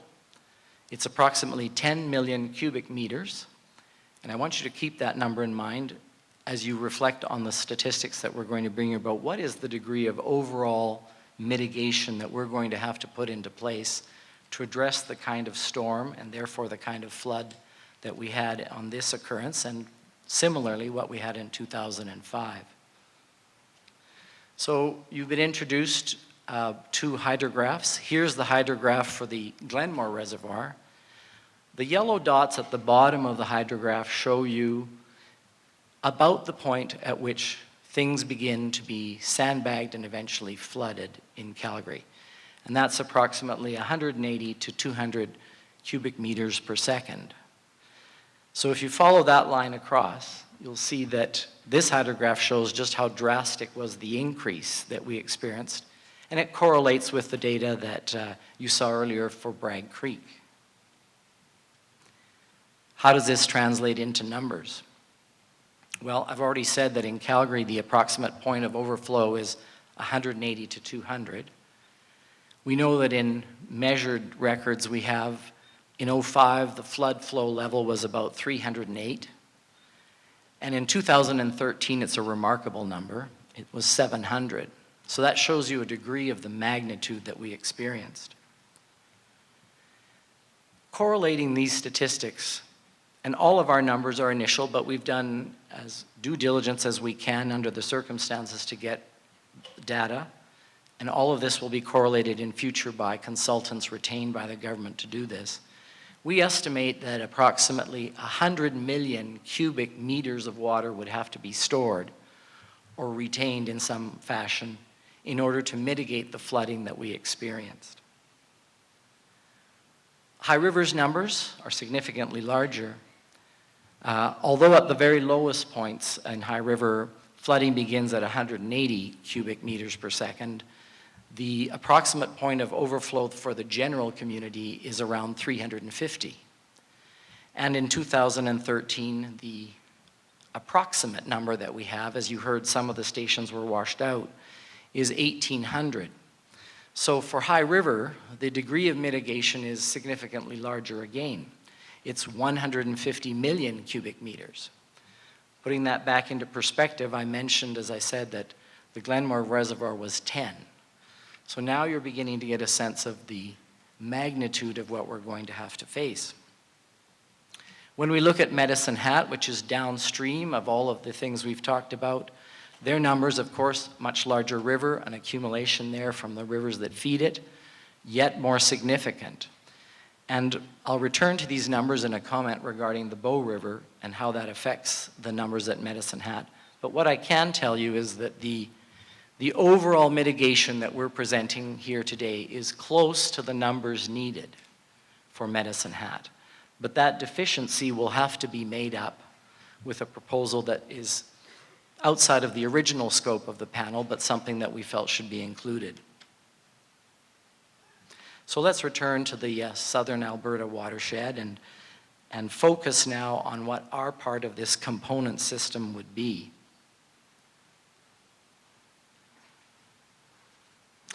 I'm going to talk, as others have, about the flood storm of 2013, which, as you've heard, started with relatively normal conditions. But as the storm developed, it became clear that it was going to be one of the rain-on-snow events that you've heard about and that were explained earlier. It's clear that in that kind of a storm, and with the melting that occurred and the accumulations that came into our city, it's obvious that we should be consider some headwater mitigation, because that's where the storm was generated. But there's a big but to that, and that's to consider another storm. Suppose that we had a storm that was in the foothills, closer to an urban area, as has happened, say, in 2005, where we had a larger accumulation over a longer period of time, and all of that water then also leads to flood conditions. In that situation, we would probably be vulnerable because the headwater installations we have wouldn't capture that. You've also heard, and I realize now that I'm repeating what everyone has so emphasized, and that is that a 1 in 100-year flood could happen more than once in 100 years. It has a 1% probability of happening tomorrow, a year from now, 55 years from now, or 100 years from now. So what this tells us is that we're going to have to take a concerted approach where we add a certain degree of caution to what we do. And we also know that the storms I've described could have been worse. The University of Saskatchewan was conducting hydrology records in the mountains at the time, and they've informed us that on the Friday that the flooding occurred, it was raining in the mountains. But the next day, it snowed, and that stopped the conversion of snow to rain that had already been accumulated. So we now recognize that we could have had a worse storm, and the degree of damage could have been more severe. So what does that mean that this panel has to do? It has to include a margin of safety in everything that it proposes. And as you heard from Mr. Markin, that represents for us in the range of 120 to 130% that is being included in what we're presenting. And what are we presenting? Well, taking the first storm as an example, we're starting in the headwaters, as you'd expect. And we've proposed that there should be 3 headwater berms located with dry ponds at the headwaters of the Elbow River for 2 of them, and 1 at the headwaters of the Highwood River. You see that they have sort of unusual names, letter and number names, and that's because a great number of sites were considered. They were overflown, they were reviewed, initial geotechnical reviews were done at a very preliminary basis, and gradually these sites came to be the ones perceived to be the most promising for being able to have the right amount of capacity for the effort expended. Where would they be? Here are Google Earth photos of the sites. One of the attractions to us was the sites had very little inhabitation nearby, that they had the right constricture of valleys and the right catchment capacity so that we could gather a lot of water, and there was very little infrastructure that would be put at risk. And so that's some of the elements that made them so attractive to us. This is LiDAR data, which is like a very complicated survey. And we used this kind of data to verify what we had seen from the air and compare it to the statistics and other things that were also provided by various consultants and by citizens. So this is an example of one of the dry pond berm location sites. Here is an artist's rendering taken from that scalable and relatively accurate information that comes from the LiDAR. And as Andre showed you There, at the bottom of the picture, is a dry berm installed. So what are dry berms and how do they work? Well, as I said, we find the appropriate creek channels, find locations where they will be effective, and then we install a conduit that doesn't affect the normal flow of a creek bed. So from a day-to-day basis, there will be the same flows as there always have been. There will not be any significant changes to the up or downstream flows.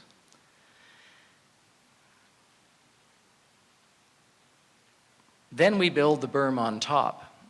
And there's a constrictor at one end of the conduit pipe. And that constrictor is what's the limiting factor as water starts to accumulate behind the berm in a flooding situation. As that begins to occur, the constrictor reduces the flow and returns it to a normal level. And gradually, depending on the degree of severity of what's happening, accumulation is retained behind the berm. So it gently rises depending on the situation, and then gradually, as you heard earlier, it empties, I would say in a course of a few days. Probably the longest term that we foresee is 2 weeks. And so that's the working of the berms that we have, not just in the alpine locations, but in some other locations that we proposed that would deal with the second type of storm that I described. And these are located more in the foothills. Now, the two that are shown are S2, which is the Sheep River, and H2, which is another berm on the Highwood. We would have liked to have done the similar kind of installations in areas closer to the urban development in Calgary, but what we have found in our initial review of the valleys closer to the city is that there's more inhabitation, there are property ownership issues, and it's less likely that in this stage we'll be able to bring forward those kinds of solutions closer to the city. So now we've addressed a good portion of what we intend to do. But these berms do not result in the degree of detention that I described on the charts earlier. Their capacity is approximately 70 to 80% of what's required. So there's a further component to what we would be proposing. And these are the locations of those two dry ponds using the same Google Earth type of mapping. So the final pieces of this portion of the puzzle are diversions to be located in closer into urban areas. And as you saw from Andre's presentation, one of them is located in the proximal distance to High River itself. We have not yet determined the exact location. Of course, that is something that is going to be the work of the consultants who are retained by the government. But the general notion is that this would be an overland bypass. So not dissimilar to some portions of the Winnipeg bypass, it would have a gentle slope to it. It would act as a conduit to redirect water. And because of those gentle slopes, it could probably be farmed and used in other ways when it's not in service in a flood situation. The Calgary bypass, on the other hand, is very different. It travels from the western end of the reservoir to deposit water, in effect, to bypass the Elbow River Valley within the city and deposit the water at the Bow River in a line that follows the alignment of 58th Avenue. Understandably, some people might be concerned as to what that represents. So here's a very simplified graphic of what we're trying to do and what we think the concept is. There's an intake to the west of the reservoir, as I said. It takes the water and it conduits it through what you could really call just a very large storm sewer. It conduits it approximately 200 feet underground in bedrock under the Elbow River at the point where the river is below the dam. Then it follows that alignment that I mentioned on 58th Avenue, traveling eastwardly till right near to Deerfoot Trail. It delivers the water to the Bow River. A crucial element of this whole thing will be that there is a diffusion system at the delivery point, which mitigates the intensity of the water and allows the water to flow back into the bow at rates that are more similar to the normal flows that it would experience. Oops. So these are the components. These are the overall components of the proposal we're making today. But you'll recall that I mentioned that at Medicine Hat we're a bit short of the total mitigation that would be ideal. Other people today here have talked about the management of the Bow River, and although that didn't form the immediate focus of our work, we joined those voices that we've heard from municipalities and from others here, that the management of the Bow River is probably an important component of this overall system and how it integrates. So our recommendation would be that everything we've presented and management of the Bow River, which already has existing facilities that would be able to be managed, is a key component to everything that we're presenting. I'm the sole architect, and the engineers, of course, like charts. So here are the engineering charts. This is a chart that gives you a summary of what would be the mitigating effect and what would be the cost of all the berms that are proposed within the system. It also shows on an individual basis what they would contribute to the total amount of mitigation that we have to accumulate.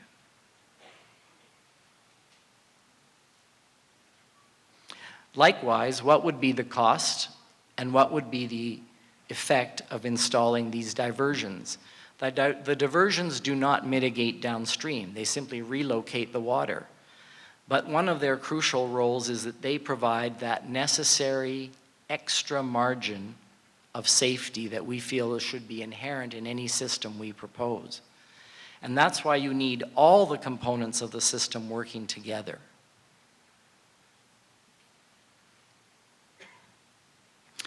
We've also shown what the mitigation effect would be at various communities that are up and downstream of each other.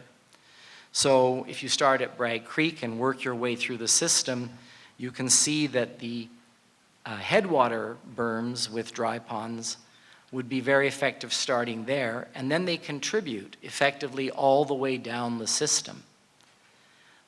Likewise, when you get to Medicine Hat, I've said that what you'll need to add, in addition to all the components we've proposed, is this additional management of the Bow River to deal with that small difference that we haven't been able to cover through our own efforts upstream in these cities. What do those charts mean? This is how an architect tries to present it. It's that if you've experienced flooding in your community, in the overall, the berms alone would be able to do some mitigation. They'd probably be able to bring you from 2013 to 2005 levels. And that's, of course, predicated on the fact that we can't predict every storm, nor can we predict everything that would be the outcome of a storm. But using the storms that we've experienced and using the statistics that we've worked with, we're able to say that this mitigation, as Alan Markin said, this mitigation would bring us down. It would bring us down to levels in the 2005 range. If you then combine those berms with the overall system, you really could deal with a storm as long as it was similar in strength and location to the ones we've talked about. And you could bring yourself down to eliminating that degree of volume. So why have I left some water in the illustration? Because that's the margin of safety. It's going to take everything we've proposed to finally bring us to the degree of safety that we'd be comfortable as an integral part of the proposal. How long would it take? Well, you've heard that we want to act responsibly, that we want to hear what everyone has to say about it, and of course, there should be a consultative process. But let's assume that we were successful in that process. Let's say that all the consultations have been completed, that all the approvals are in place, and that construction is proceeding in a timely and regular fashion. Well, you could probably get some of the berms into place to create mitigating effects for the respective cities and towns in 7 to 12 months. and you could take the whole system and have it in place on this same premise in approximately 2 to 3 years.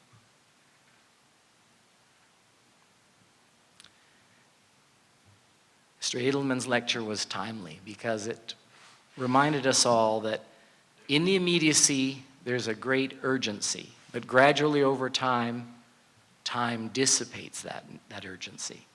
So our strong recommendation is that what we should look at is an expedited process where the intensity, the interest, all the activity is kept at a high level, and we avoid this falling into the mire of endless review.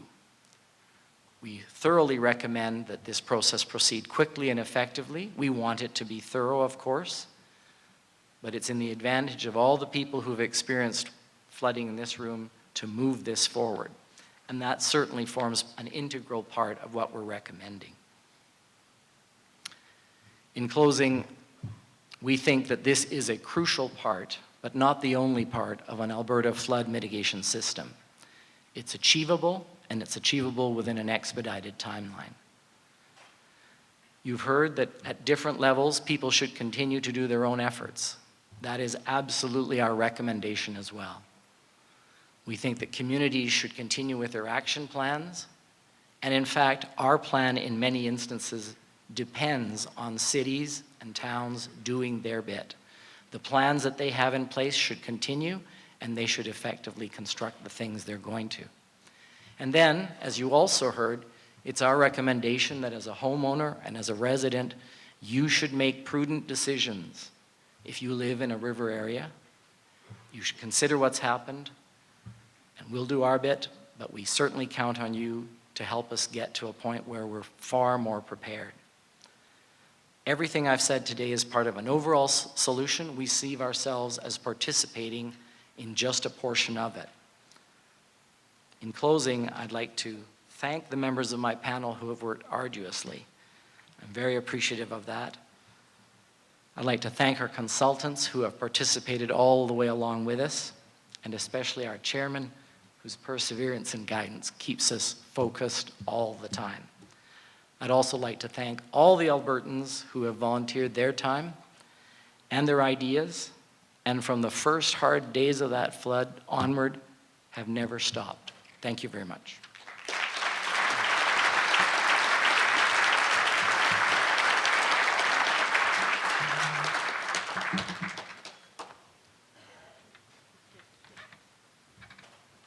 Thanks a lot, Richard.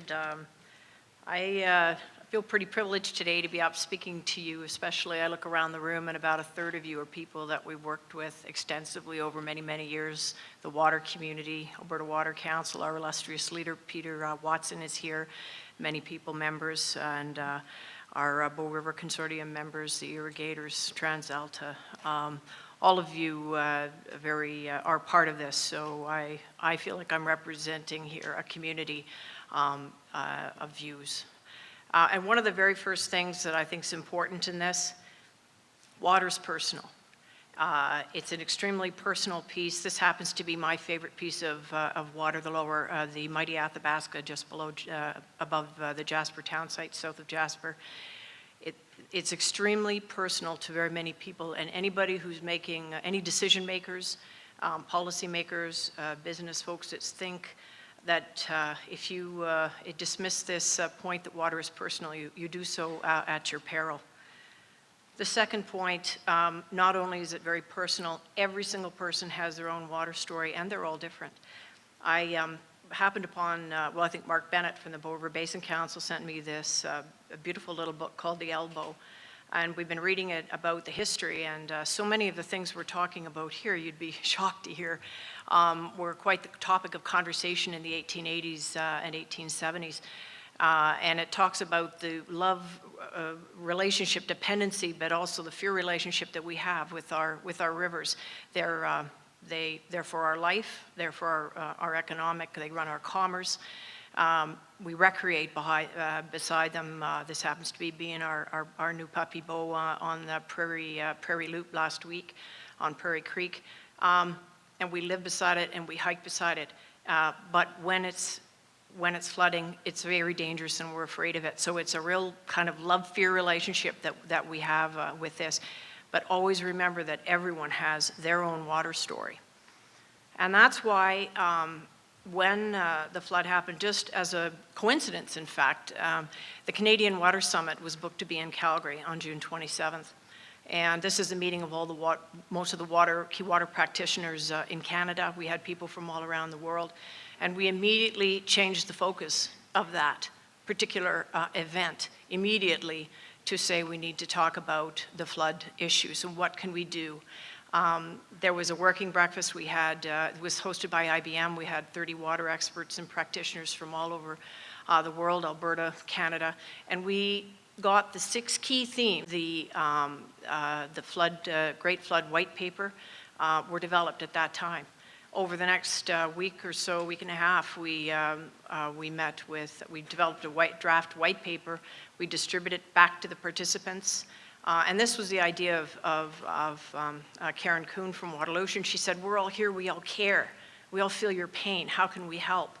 And it was a way for the water community to have their input. So we reviewed it with a broad group. Want to give a shout out to my engineering colleagues from Canadian Academy of Engineering and APEGA. They were right there with great ideas. And you'll see APEGA a bit later on. We posted the white paper publicly on July the 16th, and many of you put ideas in. And we got a lot of comment, which incorporated the Alberta Environment Network, had some terrific suggestions, which you'll see here, the academic community. And we put all of that together, summarized it, tried to keep it into something that was readable and manageable, put a lot of the other comments and feedback into a compendium, put it on the Alberta Water Portal, albertawater.com, and presented to Minister McQueen on August the 2nd. So what I'm saying out of that is thank you so much to everybody who contributed, but this came out of the fact that your water community, everybody was in pain, everyone's in pain, but it's how this community felt that it could be helpful by putting their ideas out there and having those discussions. The key messages. There are a series of logical, science-based, proactive actions that can be taken that can strengthen our capacity to respond. And I think this morning we've heard a lot about that from virtually everyone that spoke. You've got to build it on a solid understanding of the events that happened, the likelihood of recurrence, the effectiveness of the strategies, and the impact on the entire the entire South Saskatchewan River Basin. A lot of work has been done over the last decade. I mean, we all have worked together for so many years because of the drought. Because of drought, we've been working on that side. But we can take a lot of that work and adapt it quickly for the other side, which is the flood. And finally, again, water impacts everyone. So you have to engage broadly, and Scott took us through that quite a bit this morning. So the 6 high-level recommendations, Andre showed them earlier. You've got to anticipate and plan for more extreme events, both flood and drought. We want to improve our operational capacity to deal with extreme weather events. Modeling and data management are key. Obviously, we need to look at the cost-benefit balance of physical infrastructure versus on and off-stream storage, diversions, natural infrastructure such as wetlands. This came in very strongly from the environmental community. We want to be able to understand flood risks in municipal planning, strengthen building codes for new developments. We want to evaluate options for overland flood insurance, and finally, and very importantly, manage our water resources collaboratively and ensure that the Water Planning Advisory Councils, such as the Bow River Basin Council, across the province have the property authority and funding to do what they do so well, which is that they understand this river and this basin and how it works. That's the big summary. I've got a couple of fun charts. This came from, I think our friend Heinz Unger sent this around. This is the Calgary Herald in June of 1929. I mean, it could have been from June of 2013. So very, very similar issues and in those days. One thing we've been doing a lot in our Bow River project and looking at our modeling on the Bow, we've got a colleague, Dr. David Sachin, who's done some terrific work on looking at what the climate variability is. This is a historical record, and the one thing that we take away from this very much is that we've been relatively stable in the last in this past century. In previous years, we've seen huge variations, both flood and drought. We've been quite stable, and a lot of our infrastructure that's been built over the last 80 years has been based on this stability. So that's something that we really need to take going forward. And that's the summary of anticipating and planning for more extreme events. If we understand the events that resulted in this flood, we can model future scenarios so that we can help guide mitigation strategy. I think, Scott, you were saying, you know, we actually got to plan for 40 years from now, not just for today. And there are some modeling work going on today that would help that. Land use planning. I'll just be really clear on the land use. That was a lot of the feedback that we got. Understanding how development, and Scott mentioned this as well, how development is going to alter the landscape. Then we have to understand how the land, and put that on top of the economic loss and start to see what those impacts are. And a very holistic approach is needed when analyzing the data, because water is in a watershed, weather is in a whole area. They don't necessarily line up against each other. Second, improving our operational capacity. There's a lot of work that's already been done. I think folks have mentioned that. We can get some more predictive capacity through modeling. We do have some tools that are available now to look at that. Drought, flood are interconnected. We could just as easily be in a drought next year as we were on a flood this year. One thing to reinforce is the relationship between flooding and groundwater, understanding the alluvial aquifer. We have a small condo on the Bow that was flooded because we had groundwater infiltration, and we were out for weeks of that little condo because of that. So it's very important to understand the impact of the groundwater. Good data is absolutely vital. If we're all working with the common data set, we'll stop arguing about the data and we can start assessing what the options are and to be able to talk about them in an intelligent way. We've got to make the relevant data available. The new provincial monitoring agency, I understand, is coming along quite quickly, looking at a broader range of water-related data. Dave was mentioning that. And working with operators like the irrigation districts and TransAlta. These guys know how the river works. They have an inherent feel about it. Earl Wilson can tell you exactly how much water was going over the Bassano Dam when it was going on. These people know, so they can help fill in the data gaps. We've talked a lot about the natural and physical infrastructure. The biggest point on this, and it's already been said, I think Richard said it too, no one infrastructure solution is going to solve all the problems. It's going to be a combination. We've talked about the storage options. These were brought up by the group. I think there's one thing we would look at here, though, is also operational practices. If you want to have these facilities, there could be, we've talked about the collaboration and potentially better ways to operate these facilities. We do want to mention, though, off-stream storage. You know, the irrigation districts have a lot of infrastructure that could potentially be used. Natural infrastructure, wetlands, riparian areas, natural storage sites, and potentially being able, like they do in Manitoba, being able to use uninhabited or minimal areas, sacrificial areas where you can just slow this water down. The headwater areas, again, the land use, how important it is that we protect those areas. Soft engineering techniques, that was something that a colleague, Carrie Freak from Water Canada, suggested looking at the Detroit River Shoreline Project. They're actually taking the cement out and putting natural structures back in. And last but not least, very important to do the proper cost-benefit risk analyses to be able to make sure you're doing the right choice. Just very quickly, this picture is actually from our home on the Elbow River out in the country, and that's just looking out over the precipice going down into the Elbow Valley, and this entire valley was filled with water. Considering floods in municipal planning, this has been talked about. The group as a whole, was very clear that municipal development needs to be reconsidered in flood-prone areas. Land use planning, again, very important. We've talked about getting tools for all Albertans to inform them about a future flood. One of our fellows, Ryan Bjornson, said, well, we need an app for checking on flood conditions. So something on your handheld so you can, it's very personal again.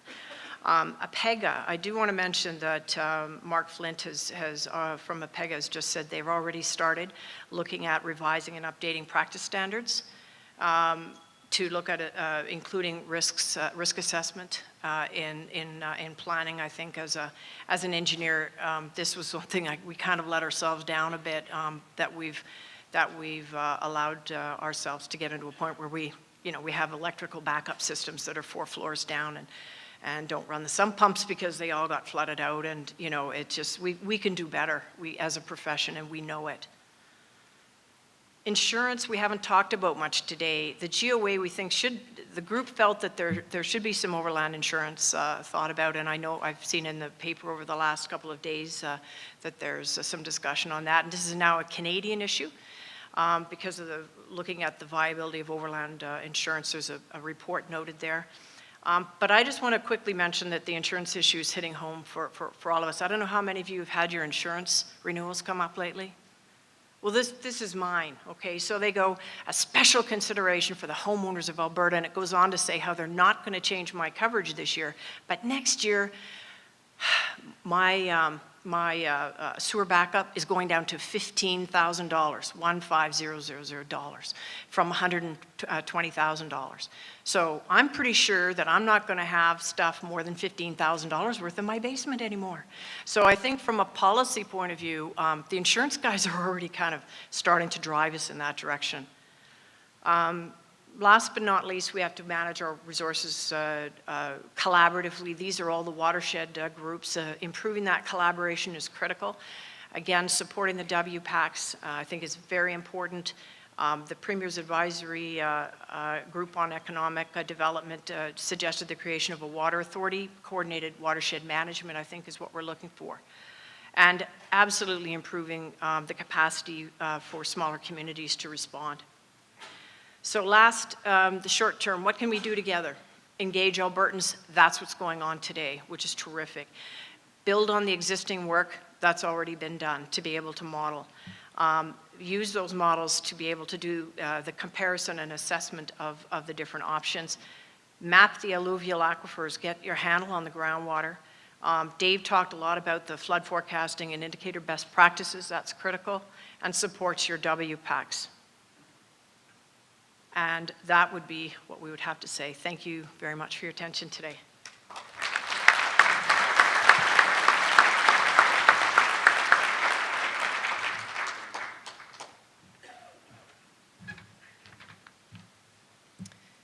Good afternoon, ladies and gentlemen.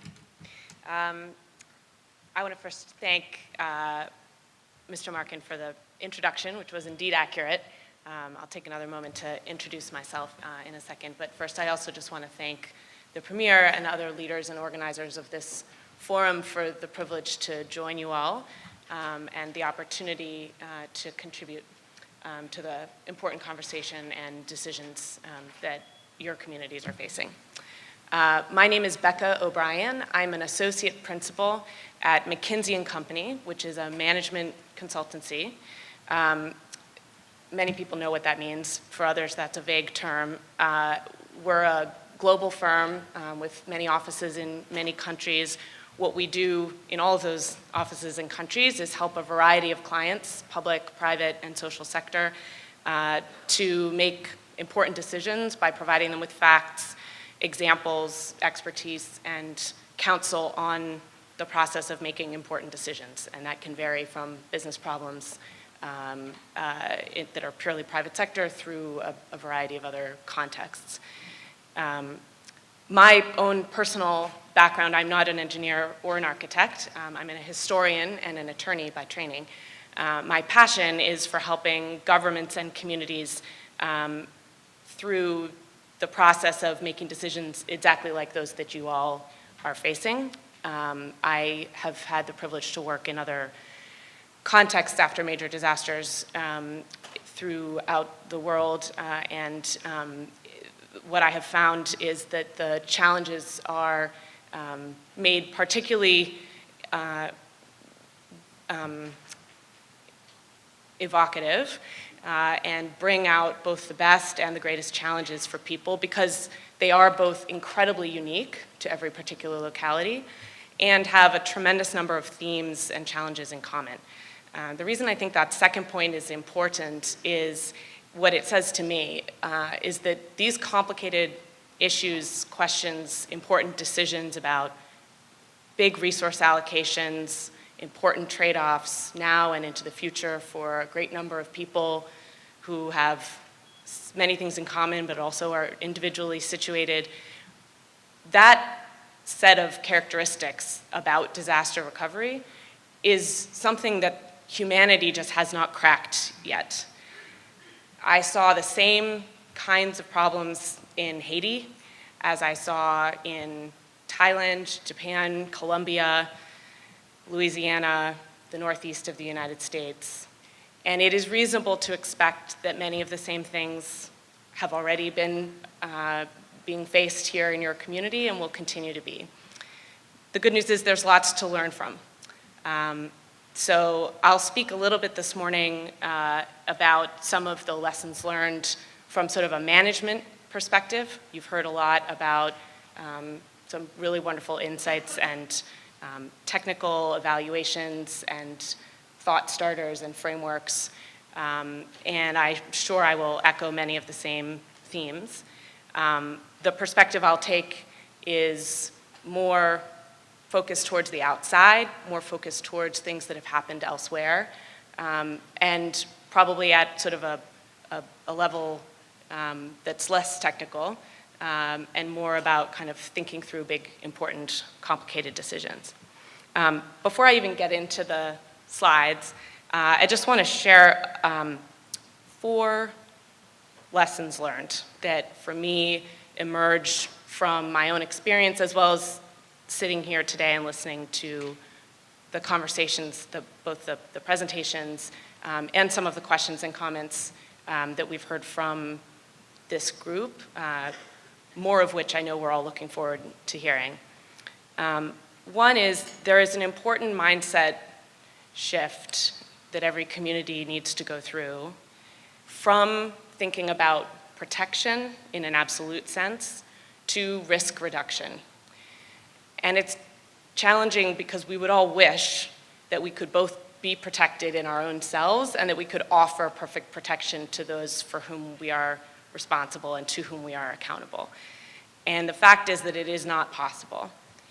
But what is possible is strategic and consultative decision-making about investment towards bringing down risk.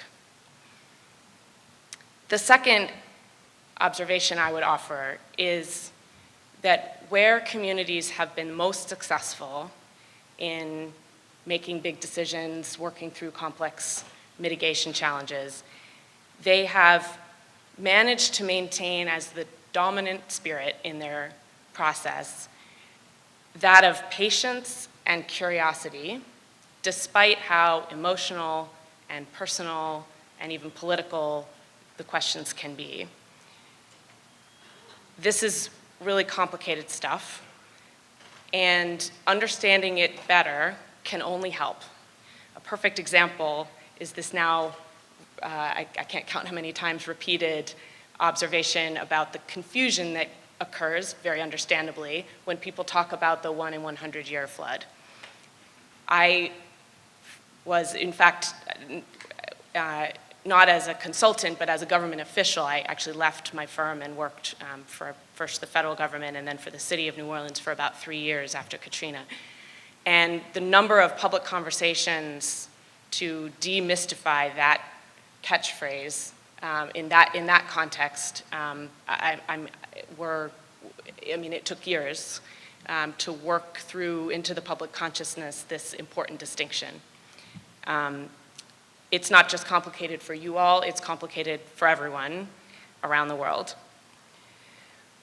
The third lesson I would share is to keep your eye on a couple of important areas where specifics are really important. There's 3 four-letter words in recovery.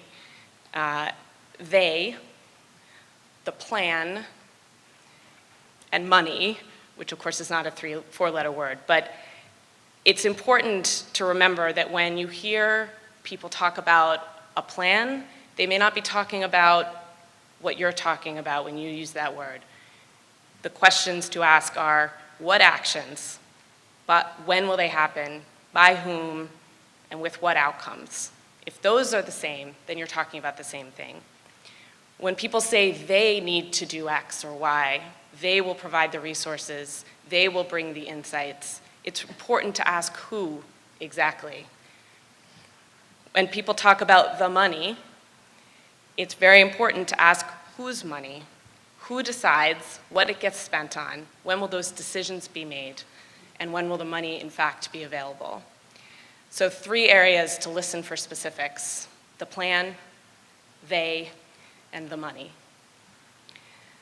And then the 4th lesson I'll share, I'll start with an anecdote from recovery planning in New Orleans, which was very fraught for the first couple of years after the disaster for many reasons. And when the city finally got a process in place that did result in a unified recovery plan that the city was aligned around, they held a series of public forums to discuss that plan. And in every one of those forums, this was a plan that was, it included mitigation and resilience conversation, but it was also focused more broadly across a wider range of topics than we're discussing here today. And these were huge public gatherings held in the convention center, multiples of them, with other gatherings of displaced people being joined in by video link from Houston and Atlanta, Baton Rouge, people joining from public libraries by the internet from all over the country. And even so, the organizers would start each gathering by asking people in the room to use a little electronic device to indicate who they were. And in real time up on the screen would be shown what proportion of people in the room had lived in which neighborhoods in New Orleans before Katrina. What proportion of people in the room were women and were men? What proportion were in different age brackets? What proportion were from different ethnic backgrounds? What proportion had different household incomes?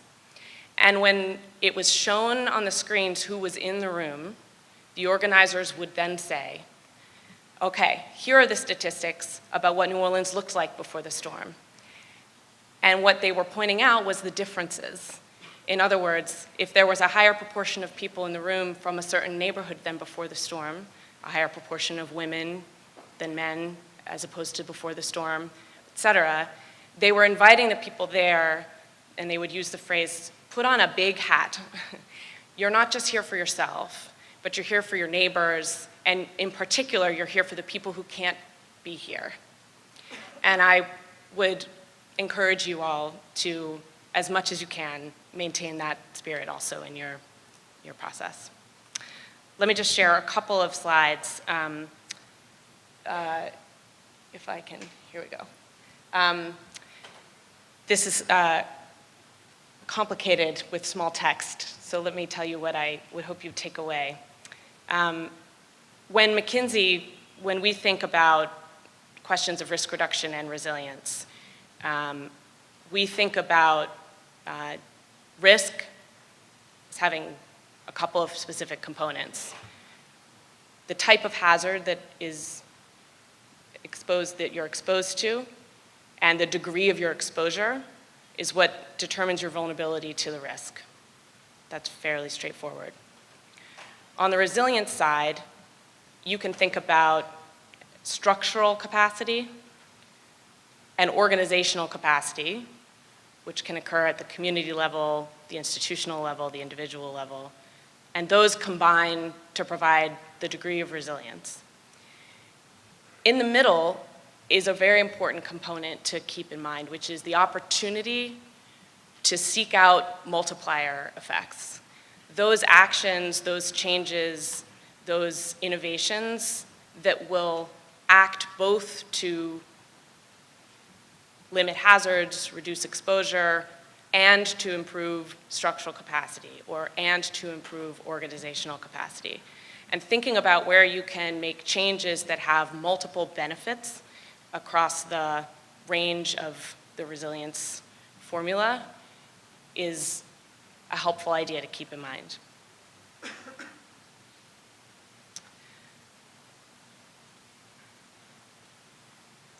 There are a couple of key questions in determining a resilience approach. And let me just assert for the sake of all of your eyes that you don't need to read the text that is not bolded, and I'll talk through this. If you start with the question, how should communities assess which resilience approaches to consider? You want to ask, is the approach feasible? Can we actually do it? Is it physically or technically feasible? Is it financially feasible? Is it feasible within our regulatory structure, which means both, can we do it in the first instance, and then can we maintain it? Can we continue to integrate it? And you also want to ask, is the approach desirable? Do we want to do this? You might ask, will it actually have the desired positive impacts? I would hope that that's a fairly straightforward question. Is it socially and politically desirable? Who does it impact? Who does it impact disproportionately? Will the timing work? Will this actually bring about the outcomes that we want on the timeline that we're seeking? And is it aligned within the community, but also across communities and across the region with other efforts? And this is picking up on a theme you've heard from others today. We'd propose that there are 6 sort of resilience management measures, categories of, that are available. There is one that is around conservation, enhancing and restoring natural protective features. This approach uses the landscape to promote safety and livability, preserving and expanding natural protective features, and increasing capacity to absorb impacts. Wetlands along coastal regions and rivers are an example. This approach both increases resistance and reduces vulnerability. There's resilient construction. This uses construction techniques and technologies to provide an enhanced level of safety for structures and the occupants of them. Elevation is a straightforward, accessible example. This increases resistance. It does not decrease vulnerability. There are structural defenses. These use engineered or non-engineered structures to resist hazardous impacts by reducing or eliminating exposure to the hazard. So this would be like a seawall. This reduces vulnerability, but does not increase resistance. There are land use and planning regulatory measures, which use land management approaches. Basically what that means is rules and incentives and disincentives, to reduce exposure to hazards by removing assets and increasing resilience through regulatory requirements, like acquisition of development rights in areas where no further development is desired. This approach both increases resistance and reduces vulnerability. There are market-based methods, taxes, subsidies, insurance, that can create incentives to promote and encourage activities that increase resilience and to decrease those that don't. This approach both increases resistance and reduces vulnerability. And there is an important management measure around increased awareness and information, using education and outreach to better prepare citizens and businesses for potential risks, for what they can do in response to an emergency, but also how they can align and direct their own investments and family and business decisions about future locations and other kinds of important decisions that are going to affect their exposure in the future. And this can both increase resistance and reduce vulnerability. I'm going to leave it there. I know there have been a lot of presentations this morning, and I'm sure there are questions. It's my pleasure to have been able to share some of these thoughts with you, and I wish you very, very good future prospects in this important endeavor that you're starting together.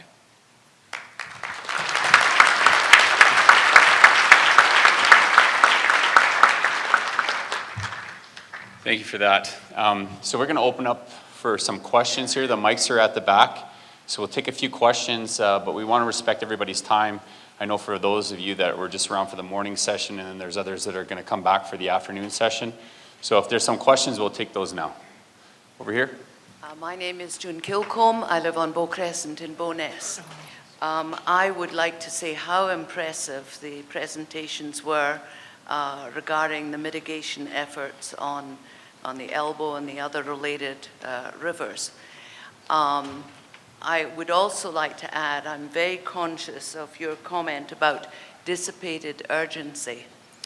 And I would like to link that to the fact that I didn't hear any reference at all to either panel activities, timelines, or any other actions related to the Bow River. I know we have a time constraint here, but the kind of silence was rather conspicuous. And I would go back to that sense of urgency and the dissipation of that urgency over time. Groundwater issue related to that as well, which I guess we're rather aware of. So can you please comment on this? Is there a panel going to be activated? I'd be very happy to volunteer on that score too. Well, let me answer your questions by saying that the good news for us is that although the Bow River was not the immediate priority that we addressed, just recently the Bow River has now been added to the things that we'll be looking at. So you should be able to hear from us again on that, and that we're going to look at a detention structure. If it can be built there, we'll include it in our plans. Thank you. What kind of timeline and do you see that being involved with? It has now been put onto our priorities, and so we'll be focusing on it immediately. Thank you. Next question over here. Good afternoon. My question is directed to Richard. Richard, I want to go back to one of your slides where you show your row of houses and the water line. And I guess the objective is to lower that water line. My question is, are you lowering that water line to the underside of the main floor, the ground level, or the footing level? Well, do you live in Calgary? I do. All right. The intention of the slides was to suggest to you that in a combined way, if all of the things are done, you could actually control, and this is again assuming a similar type of storm. I can't stress enough that different events will have different effects. But using the 2005 and 13 storms, we really feel that the combined efforts would be able to bring the flooding, they'd be able to stop it for that kind of an event in its entirety. So as a homeowner in the flood area or in the fringe, am I to assume that if you put this plan in place, that my basement will not flood on the next go-around? I'm going to tell you what many of my clients are doing, and I believe that, I hope that last slide suggested it. I think you should take very prudent and considered decisions, because I believe that if there were to be a monumental storm within the city itself, there would still be certain risks. But if it was an event, as we've described, that's similar, I would feel with some confidence that it can be well mitigated. But I urge you, as a citizen and as a neighbor, to take very prudent and careful decisions. Many of my clients are deciding that, as you heard Kim say about her insurance, they're rethinking what the notion of their basement is, for example, if they live in a flood-prone area. And that would be my advice. Thank you, Richard. We'll take these last two questions over here in this corner. All right, I'll try and be quick. Thanks, Tracy Scott, and really want to applaud the GOA for taking this leadership on this important issue. My question is with regards to natural infrastructure, and Kim and I have talked about this many times, and an alignment with new policy. Kind of part of my world is connecting dots. That's what I do for a living. And where I'm going with this, of course, is we have a new provincial wetland policy in Alberta right now, fresh off the presses. We do a lot of research on the role of wetlands in providing ecosystem services, including flood attenuation. So what I'm saying is, in Alberta, we know the rate of historic and ongoing loss of wetlands in the province. We know the effect of that on flood attenuation. And now we have an opportunity with the implementation phase of the new policy due to be embarked on this fall. Now, I say with full recognition that what we're addressing right now, the immediate need is the flooding that occurred in Calgary and surrounding communities. And I'll be the first to say that wetlands were not a major part of that flooding situation or wetland loss conversely, but what I heard today is we are committing to a watershed-based approach. We're committed to looking at downstream impacts, and that's the place where wetlands play a key role. So my question or my advice to the panel is to make sure that we align the implementation phase of our new wetland policy with the outcomes and objectives of this. So I'm kind of advising rather than asking a question, but if anybody, and it's kind of directed to the GOA, so I'll leave it to anybody who kind of wants to share their thoughts on how the panel and how this process intends to incorporate those two. Well, I just, absolutely, Tracy is from Ducks Unlimited, and the integration of wetlands, and I've also, the irrigators, I know Erwin Braun is extremely interested in talking about that too. It's all about the attenuation and the slowing down. And we also have to be prepared for the drought, and the wetlands are a critical part of drought response as well. So I think the GOA folks are here and they're listening to that, Tracy, because it's 100% what we have to do. Yeah, good. Thanks. So just the last question right over here.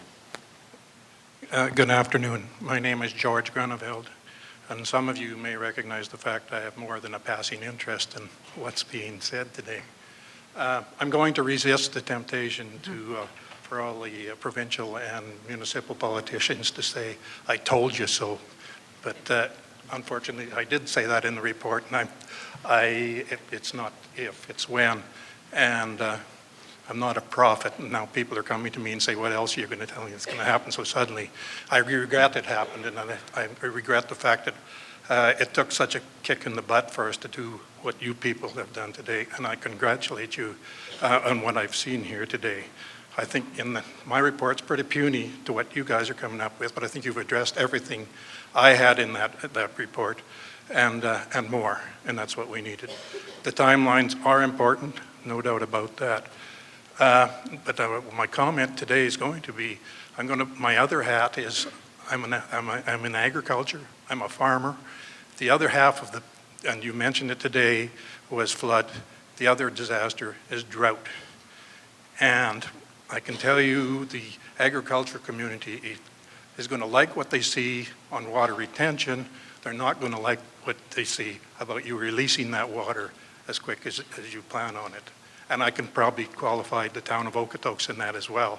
So just kind of a heads up, I guess, of probably, because we want the timeline factor, you may want to start thinking about that and addressing it before it becomes a big issue and slows the whole process down.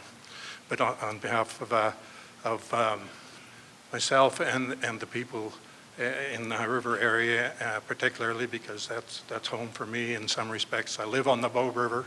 The Bow River is where I live. It was beautiful. It's not so beautiful anymore, but thank goodness I built my house on the top, not the bottom. Yeah. So congratulations, and I don't know if you want to comment on the agriculture part of it, because I think that's something that's going to raise its head. Thank you.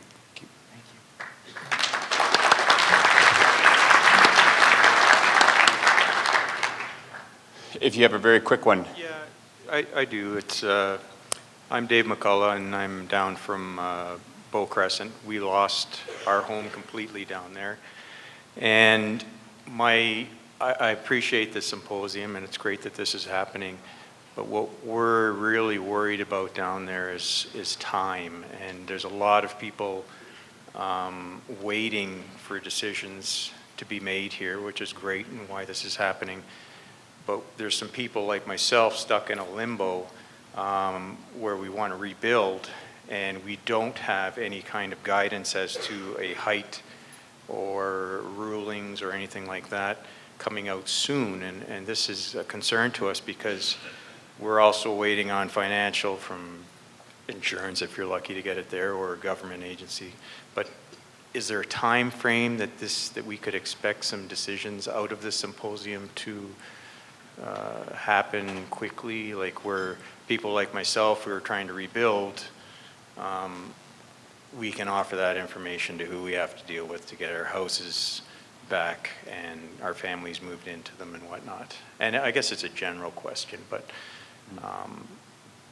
that's basically it. What kind of time frame do we have to get some answers out of this symposium? Absolutely. So what I can tell you, and the great work that the panelists have been doing and the way that we've been coming together, in many respects, I think most people that have been involved in this before understand that we're almost moving at a lightning quick pace, but that is not good enough for the homeowner that's out of their home that needs to rebuild, and we recognize that. So I can tell you that our commitment is to make sure that we move as fast as possible.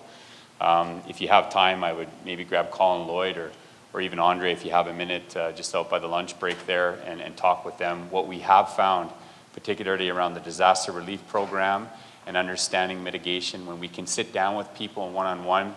Andy Kennett's here, Shane Schreiber here. There's lots of people here that are doing this on a day-to-day basis. When we can sit down with individual homeowners, we're able to work through the process much more effectively and give people some definitive answers. So I would recommend that. I thank you for the question, and this is an ongoing discussion. So thank you for that. With that, we want to be aware of people's time. There's a quick video that Minister Griffiths had prepared for today, and we're going to play that, and then we'll break for a lunch break here. Good morning, ladies and gentlemen. I'm glad so many people are there today. It's a very important day, and I don't have to remind any of you that we're here today because of the events that happened this summer with the flooding across southern Alberta. It doesn't take much to remember how devastated we were and how much of an impact it had on so many lives and so many families. The reason why we're here today is because we've done a great job in building and rebuilding, and we will continue to do that going forward. But it's important now to look at mitigation.